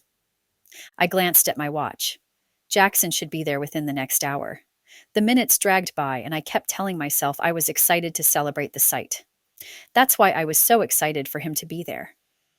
But if I let myself be honest, at least with myself, I'd be able to admit that I was excited to see Jaxon with his easy smile and sparkling blue eyes. The man's physical attraction was okay to admit to. Even a rock could see how good-looking he was, and when he smiled at me, my nerves tingled. I sighed as I realized once and for all that I liked him. A lot. And I really would like to see what it felt like to kiss him. Heat flushed my cheeks at the embarrassing thought. I was alone, and I was still blushing. If Carlyle were there, he'd never give up until he found out why I was embarrassed. Picturing myself in Jaxon's arms wasn't for the weak-kneed. Maybe I would be able to live the image before the weekend was out. Relief welled inside me once I'd accepted that I cared, wanted to care more, for him than I'd considered possible. It was okay. I was going to be okay. I couldn't wait to tell him I didn't want to be just friends. The hour passed, and I hadn't heard from him or seen him. Rather than continue pacing impatiently, I pulled out my phone and called him. Maybe his plane was delayed or something. The line didn't even ring, sending me straight to voicemail, which meant his phone was off. He could still be in the air, but that meant his flight information had changed. He'd promised he'd be on the Thursday midday flight. I tapped my finger on the side of the phone and waited for the greeting to beep so I could leave a message. Hi, Jaxon. It's Colin? If you get this, give me a call or text me. I thought you'd be in by now. I might head down to Panhandler Pies for dinner. I'll text you the address. If you get here in the next hour or so, join me. It's 4. If not, I'll get you something so you don't miss out. I hung up, staring at the phone. Something told me things weren't right. I texted him, even though his phone was off. Hey, just called, but it looks like your phone is off. When you turn it on, ring me. I'm starting to get worried about where you are. Dinner at Panhandler was delicious, but I ruined it with constantly checking my phone. Distracted with thoughts of Jaxon. Had he decided not to come? I wasn't anyone important. I was only an investment for him. Why would he go out of his way to come all the way over to Sandpoint to see a car show? I'd pushed him away so much and so hard, I found it hard to believe he was actually willing to try again. I hadn't taken the chance to tell him I wanted more, so he didn't know that there was more between us. Not yet. I had to see him first to let him know. Walking back toward the office, I tightened my jacket around me. Warmth from the takeout boxes in the brown bag pushed through the front of my coat and shirt. The warm spring day was ending, and a cool breeze brushed by me off the large lake. My phone rang, and I jerked to a stop, yanking the cell from my back pocket to study the face. Carlyle's picture grinned at me from the screen. I swiped it to answer, falling back into step as I headed toward the office. Lifting the device to my ear, I paused at the crosswalk and waited for my turn. Hi, Carlisle. He's not here yet. Across the street, I sighed, stopping outside the cone and leaning against the brick wall. I was worried about that. Hey, I'm watching the news and there's a huge car accident on 95. Um, Colin, the accident is just below the bridge. He spoke haltingly, his words breaking up as he mentioned the location. South on US 95. Another accident. I took a temporarily steadying breath and nodded. Okay, he's probably just stuck behind the other cars. We know how that area can be turned into a bottleneck in no time. Thanks for letting me know. I'm going to head home if you need me. I swallowed, hanging up the phone. My calm wasn't going to last, and I rushed up the stairs, a frozen knot of fright collecting under my navel. A familiar sinking in my chest grabbed hold of me as I made it to the couch just inside the office doors. Dropping the takeout bag beside the table, I sank into the cushions with my arms wrapped around waist. I leaned my head back and then forward, rolling to the side in a semi-fetal position. I couldn't stay there for long. I didn't have a television to watch the news in the offices. I couldn't leave until the shaking passed. Everything quaked in fear that the highway had taken away my chances at happiness. Again, what if it was Jaxon? What if I was bad luck and everyone I started to care about was destined to die in a car accident on the south end of the bridge? No matter how illogical my rationale sounded, the sensation in my gut told me I wasn't wrong. I had the very real sensation that I'd lost Jaxon before I'd even had a chance to have him. Chapter 20. Jaxon. Running a hand through his hair, Jaxon stared at the mess around him. He was so far behind on his time schedule, he had no way to explain anything to Colin. He'd left his car charger back at his apartment in Seattle and hadn't had a chance to stop and buy a charger for the car rental. How many stores had he passed on his way to US 95? Plenty. He could have pulled in and gotten a charger anywhere, and he hadn't, rationalizing that he wasn't that far behind his schedule to arrive. He really just wanted to get up to Sandpoint to see Colin, see if her interest had really increased to the point he could openly flirt with her and she wouldn't flitter away. She'd said something about being matched, but that wasn't possible. He'd taken the quiz in test mode, at least that's what she'd said the program was in. But test mode or not, she'd said at the start of their phone call earlier that week that they were matched. Not for the first time, Jaxon wondered if she'd taken the quiz as well while in test mode. Had she? To see if they were compatible? The possibility that she was softening toward him was intoxicating and not the least bit distracting. Absence really did make the heart grow fonder. He couldn't think of anything else since their phone call, and his palms wanted to sweat his addiction to her out of him. She'd become the sole reason he did anything. Not talking to her for a couple weeks had been painful, and if it was even possible, he'd become more entranced by her without even seeing her. And that didn't mean he hadn't looked up everything he could about her. He'd finally accepted he was morphing into some kind of stalker, which made him feel better. Wasn't acceptance the first sign he was getting better? If falling for Colin was better, he'd take it. Red taillights in front of him didn't stretch as far as the glowing headlights behind him. The sun had set a long time ago while he'd been sitting in traffic, waiting for the emergency services to clear up the debris from the wreck. From his vantage point, there were 4 cars and a semi-truck involved in the mess at the bottom of the bridge. Bits of metal and glass littered the ground, and he wasn't sure if there were any casualties. The ambulance lights weren't flashing, which wasn't a positive sign. He had no way to text Colin, and the time to meet her had come and gone. She had to think he'd stood her up. She probably wouldn't trust him again, and he had no way to fix it. He couldn't believe that with every step forward with her, he was shoved back a yard. The restriction from a dead phone was crippling. At least it wasn't raining or snowing, or whatever the inclement weather did in North Idaho. According to the memes he'd been able to find on social media, the weather did whatever it wanted in that part of the country, and the expectations of seasons like spring and summer were more like wishes tossed down a wishing well. There was even snow reported in July one year. Finally, about 10:30, when he'd been there for a solid 7 hours, and who knew how long the line of cars was behind him, the vehicles in front of him started to move, creeping forward like they weren't sure what they were doing, but they were going anyway. Some people had gotten out of their vehicles to stand and chat on the side of the road. A woman with her children had played in the grass while another group of men had smoked in the grassy divider beside their cars. The movement of the cars surprised them, and they scrambled back into their cars. Elation filled Jaxon. He felt awful that he was happy to be going and only mildly concerned about the victims. But he had to get to Colin. She had to be worried. Hadn't she said that was where the accident was when she'd lost her fiancé? Jaxon didn't want to focus on that while he waited, but as they got moving, he couldn't help his thoughts from turning that direction. Hopefully, Colin hadn't heard about the car accident.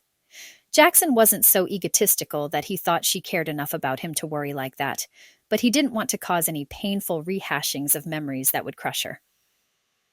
He got to the office building, pulling into a parallel parking spot off the street. Nightlife had begun, and Panhandle cones and coffee had closed hours before. Music poured from the doorway of the bar, 2 buildings down. Jaxon took the steps 2 at a time with his carry-on bag in hand. He unlocked the door and let himself into the office and apartment, glad he'd kept it. He didn't feel like checking into a hotel or dealing with people in general. He was exhausted and bothered that he'd let Colin down before they'd even had a chance to see each other. It was too late to bother Colin. She would probably be in bed by that time. He'd meet up with her first thing in the morning, if she was still talking to him. Setting the luggage on the bed, he pulled out the phone charger he'd brought from home and plugged it into the wall and then into his phone. After his cell got enough juice, Jaxon turned it on and brought the entire set up into the bathroom, plugging it into an outlet beside the counter. He started up his voicemail while his messages and email synced. On speakerphone, he could push through them while washing his face and brushing his teeth. Turning on the water, Jaxon yawned. The travel day had been a long one. Hopefully, Colin wasn't too upset and Jaxon could see her. He was really looking forward to her spunky sass and her forthright attitude. Somehow he'd grown fonder of her than he'd expected. He'd fallen for her long ago, but he hadn't expected to like her so much. Love was one thing. Looking forward to a future was one thing. But liking the person you wanted to be with was something entirely out of his experience. The first voicemail was from Colin, expressing mild curiosity on if he was okay or not. He smiled that she'd at least reached out to him. Her concern felt good. He deleted the message and the phone beeped, going through the timestamp of the next message before playing it. Colin again, and this time was filled with more concern. Then the next and the next until Jaxon realized just how worried she'd become. The last one had a timestamp of 15 minutes before. Drying his hands, Jaxon deleted the final voicemail and hung up. Text beeped in on his phone. He lifted the still plugged-in phone and selected the text thread he had with Colin. "Give me a ring when you get this. If you're not coming, that's totally fine, I get it, but let me know you're okay. Carlisle said there's an accident on 95. Are you okay? Jaxon? Are you okay? Do I need to call the cops? I don't have the number for your secretary. Jaxon, call me. I'm freaking out. If you're in the hospital or something, just call me. Are you there?" Her worry and concern tore at Jaxon, and he shut off the water. He could feel her fear through the messages, and his chest tightened. He couldn't just call her. He had to see her. She sounded like she was close to a breakdown. Jaxon had to show her he was fine. She'd never believe he was okay at that point with just a phone call. He had to make sure she was all right, too. Her address was on the contract, and he pulled up his email to get it for the Google Maps app. Jaxon then had to wait 20 minutes before he could leave to give his phone time to get to 50%. He couldn't head toward her house without the GPS directions. If the phone died, Jaxon would never find his way back. Chapter 21. See, Olin. I paced the living room floor, fear holding me upright while I just wanted to curl up on the couch and cry. Logically, I knew he was probably stuck in traffic. I got that. But it didn't matter what my mind was telling me. My heart and soul knew, like deep down, that he was dead. He'd gotten into a car accident, and he died, and this time I didn't get to tell him how I felt. At least with Matthias, he'd died in my arms. knowing full well how much I loved him, how much he'd meant to me. Jaxon. He had no idea how I felt because I'd been too proud to admit it to him or myself. He died, and there was nothing I could do because I continually pushed people away from me. I'd give anything for the chance to tell him we were compatible and that I didn't need a computer program to tell me that he was what I needed, not just wanted. I clenched the phone in my hand, the plastic creaking under my grip. I hadn't put it down since leaving the office. I couldn't breathe. Stopping beside the couch, I finally sank into the soft leather, staring toward the lake and gasping for air. What had I done? Ignoring another text message from Carlisle, and hung my head and gasped for air. He'd been calling all night, and finally at 9 I'd had to tell him I couldn't talk about it anymore. His worried texts had flooded my phone until I'd stopped checking them. The doorbell rang. It was probably Carlisle. Of course it was Carlisle. He knew I was worried. He'd told me about the accident, and then he'd tried keeping me in the loop on it, but he was watching the same news I had been. He hadn't seen any more information about the wreck, and said he'd call me if he saw anything. He was probably over to check on me because I wasn't answering the phone or my texts. If he was bringing me the bad news, I didn't want to hear it. Not right then. Not when I couldn't breathe normally. I'd probably never be able to breathe normally again. The doorbell rang again, the sound loud in the late evening quiet. Even the grandfather clock on the side of the stairs seemed to sense that now wasn't the time to be obnoxious. I could just ignore Carlisle. I didn't want more information right then. I didn't. Especially since more knowledge in those instances usually wasn't everything it was cracked up to be. The doorbell rang again. I rolled my eyes, my hands shaking. I glanced at the screen of my phone for the 1,000th time in case Jaxon had texted or called and I'd missed it. The bell pealed again. I clenched my jaw and rubbed my temples. He wasn't going to stop. The banging of fists on the door made me jump. On jelly-filled legs, I stood and crossed to the door, prepared to put on a brave face. Or, at the very least, maybe I would put on my irritated one and tell Carlisle to stop bugging me. I had crying to get to. Yanking the door open, I lifted my gaze and gasped at the sight of Jaxon on my doorstep. Covering my mouth with my hand, I shook my head. I couldn't register his presence in my mind. Nothing would click. Why wasn't anything clicking? Finally, I dropped all bravery. I'm not even sure what I did exactly, but somewhere in the back of my mind I registered reaching for him with both arms and a keening sob jerking from me.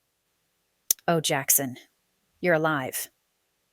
I hung on him, my grip tight and unapologetic.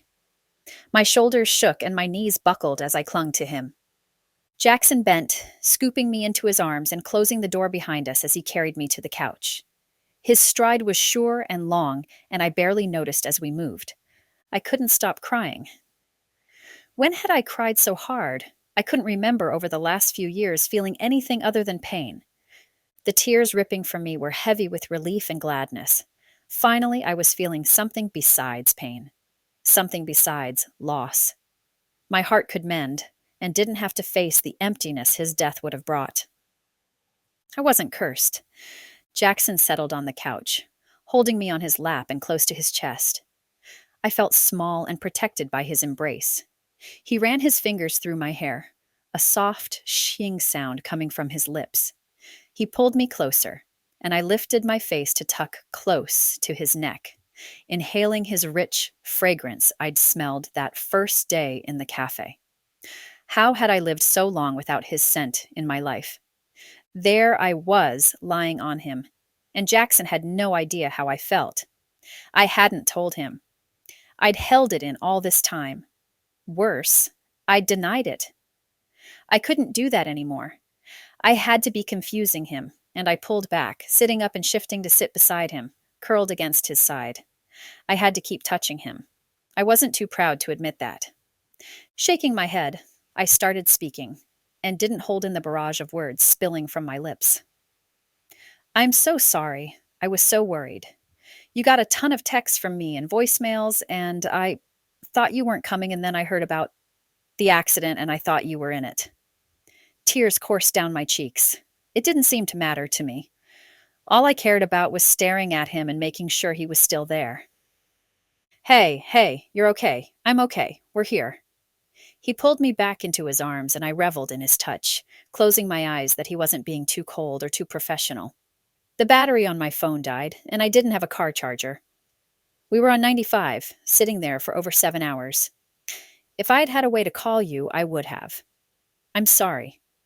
I barely made it inside the office apartment when I plugged in my phone and got your messages. I rushed right over. His fingers scrolled up and down my back, and I shivered at the connection. I was open to his embrace and the sensations that brought. The revelation emboldened me. Jaxon was alive. He was there. His heat and his cologne proved he wasn't a figment. His button-up shirt was soft and smooth under my cheek. I moved back enough to see him, but not to break the connection. I wiped at the tears under my eyes. All of my pride was worthless. I wasn't going to go through this again. I bit my lip and stared at him. Do you think you can stay here from now on? I mean with me. He lowered his hand from stroking my hair and watched me, still as if he didn't want to scare me off. His voice was solid, but firm. I'm not interested in being your roommate, Colin. I thought I made myself clear. I won't push you for more than you're willing to give, but I can't do that. That would be torture for me, for my heart. I'm willing to give you space, but I need to watch over my own emotions as well. I placed my hand on his chest, where his heart was. Number, I don't want us to be roommates. I mean, at first, kind of. I mean, we can't share a room until we're married. If, I mean, if that's what you're looking for at some point. I swallowed. Where had my courage gone? I pushed on, glancing down at my hand. I wouldn't be able to continue if I stared at his incredulous gaze. I mean, I need you. Here. I don't want you to leave again. I don't want to miss you anymore. Here in Sandpoint. Here with me. I just... Colin, honey, do you know what you're saying? Is this just the worry and the relief talking? I can't take it, if it is, and you're going to take it all back tomorrow. He tipped my face up with his finger under my chin. My gaze lifted, meeting his. I scrunched my lips to the side. Number, I just realized how much you mean to me. I realized this last weekend when I was messaging you, that I searched my heart and my head for the guilt I was sure would be there. But it wasn't. I wasn't a bad person for loving someone besides Matthias.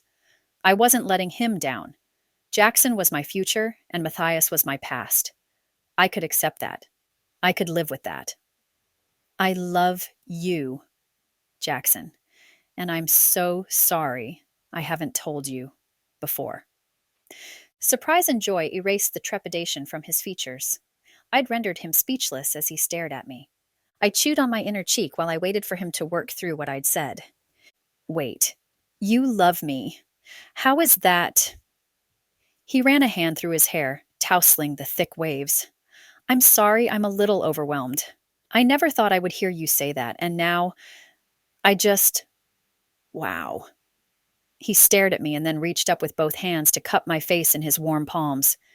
Can I just say, you make it worth breathing. You make it worth everything. Of course, we'll be married, but we'll do things in the right order.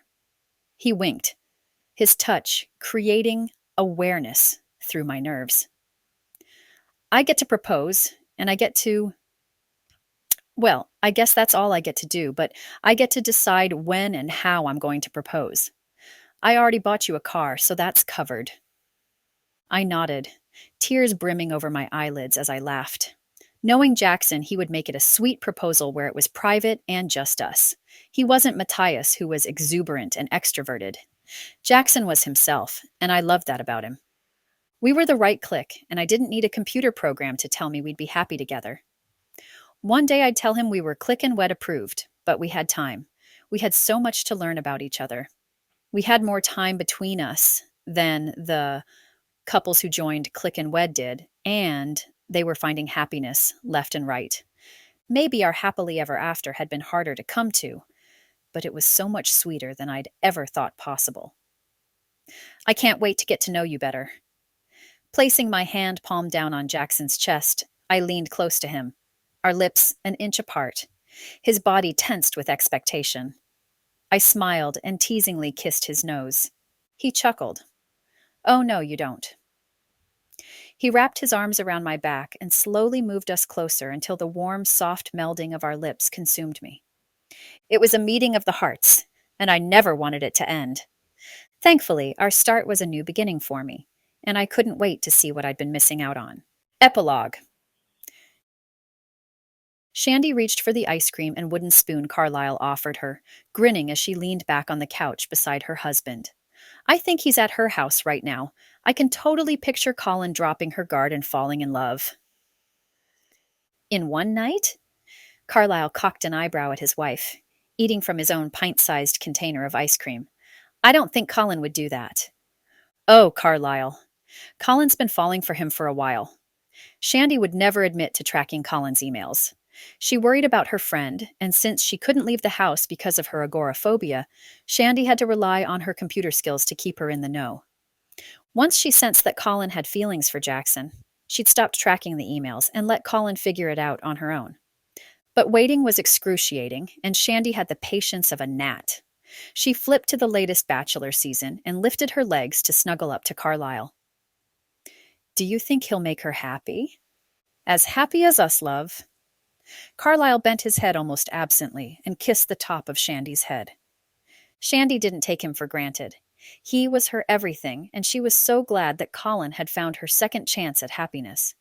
Click and Wed was just getting started at fixing the lives it encountered. Shandy hoped there were many more connections ahead. She couldn't wait to see what was in store. Thank you for reading the clickandwed.com series. Set in the panhandle of my home state, this series has been one close to my heart. I hope you'll check out the rest of my sweet romances listed below, as well as get excited for a new upcoming series, I Forgot I Love You, a forget-me-not romance that is sure to fill your heart with happy endings. While you're waiting for that series, check out my sweet contemporary westerns where the cowboys are exactly the book boyfriends you're looking for. You'll find tears and smiles in every page of the Clearwater County collection. Thank you for reading with me.